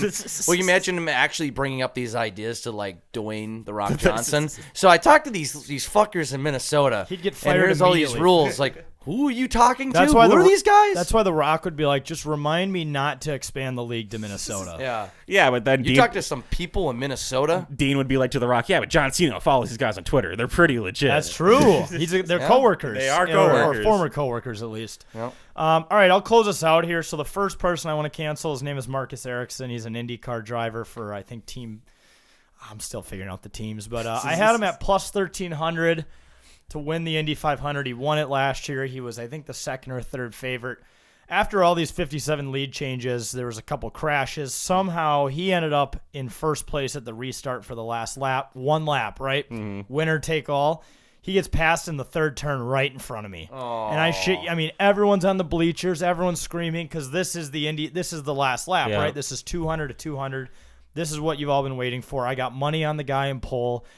I'm looking good, right? I'm looking real good. Plus 1,300 if you're not a gambler. That's pretty good odds. It's 13 to 1 odds on return. And I see him get passed right in front of me, and you could, like, see my soul leave my body. Like, I didn't even watch the end of I sat down and pouted like Cam after that, after the Bowling Green football, or the loss on homecoming at Purdue. Yep. That was literally me after. I sat back down when everyone was standing, and I just like put my hands in my head, and I'm like, I watched it happen right in front of me. I watched probably, I don't remember how much I put on it. It wasn't a ton, but it was like probably much plus money. plus 1,300. 25 to win. Yeah, like more than $25. That'd be a lot of money. Yeah, good ROI, right? So, yeah, and then he was bitching about, like, the only reason he lost the race was because his car wasn't fast enough. It's like, dude, your car was fast enough to be winning going to the last race, last lap. Whatever. But Newgarden, who won it, it's American boy, so we always like to see the local kids winning on Memorial Day for the troops. He also ran into the fence, into the crowd, and was like fucking crowd surfing. He said he knew a certain gap in the fence that he could slip through to get out to the crowd, which is a bold move considering there's 300,000 drunk rednecks out there. So bold call on his part. But the second one I'm going to cancel is also related to this weekend, and it's also related to gambling because I was in the great state of Indiana where it's legal. The Minnesota Twins on Monday's Memorial Day game. So we had a 3-way parlay. First pitch of the game to be a strike, which happened. Twins money line, which definitely happened, but in a more stressful way. And then we had under 8. So it was the bottom of the 7th. Twins are up 4-0. We're looking pretty good, right? 1 guy on, 2 guys on, no outs. Next thing you know, 3 guys on, no outs. And then we threw in our reliever, which I don't even remember who it was that day, but they threw a strikeout. Yep. And then they threw another strikeout, and we're like, 2 outs. This is looking great. Jose Altuve comes up and hits a grand slam. Yep. Next thing you know, it's 8, or no, it was 9 at that point, so it was 5-0, and the bet lost. 5-4. Yep. Another parlay that would have paid out, I think, plus 270. Another little amount of money that would have made me a lot. So yeah, the Twins on Monday.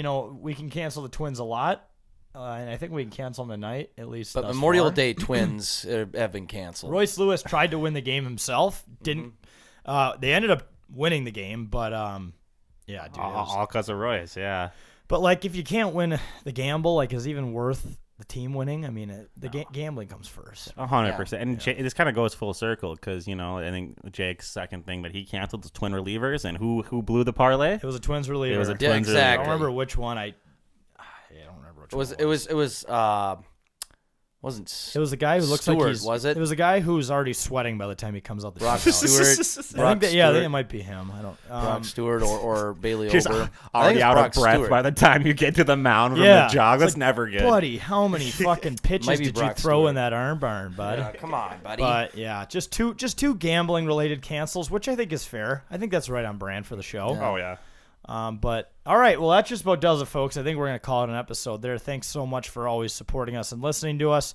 Remember to go to 10ktakesmn.com to read all the blogs. Make sure to click that shop tab. All sorts of awesome Twins merch, 10K Takes merch for the summer. And if you want to listen to all the other podcasts that Wags mentioned at the beginning of the segment, you can go to the Listen tab. And just also keep the lookout on that events page. We got something cooking there. That's, we'll just say, an annual thing, wink, wink, the golf tournament coming back next week. Registration will be open, so make sure to check that out. But thanks so much for supporting 10,000 Takes, and it's a bit as always, and we'll see you guys next week.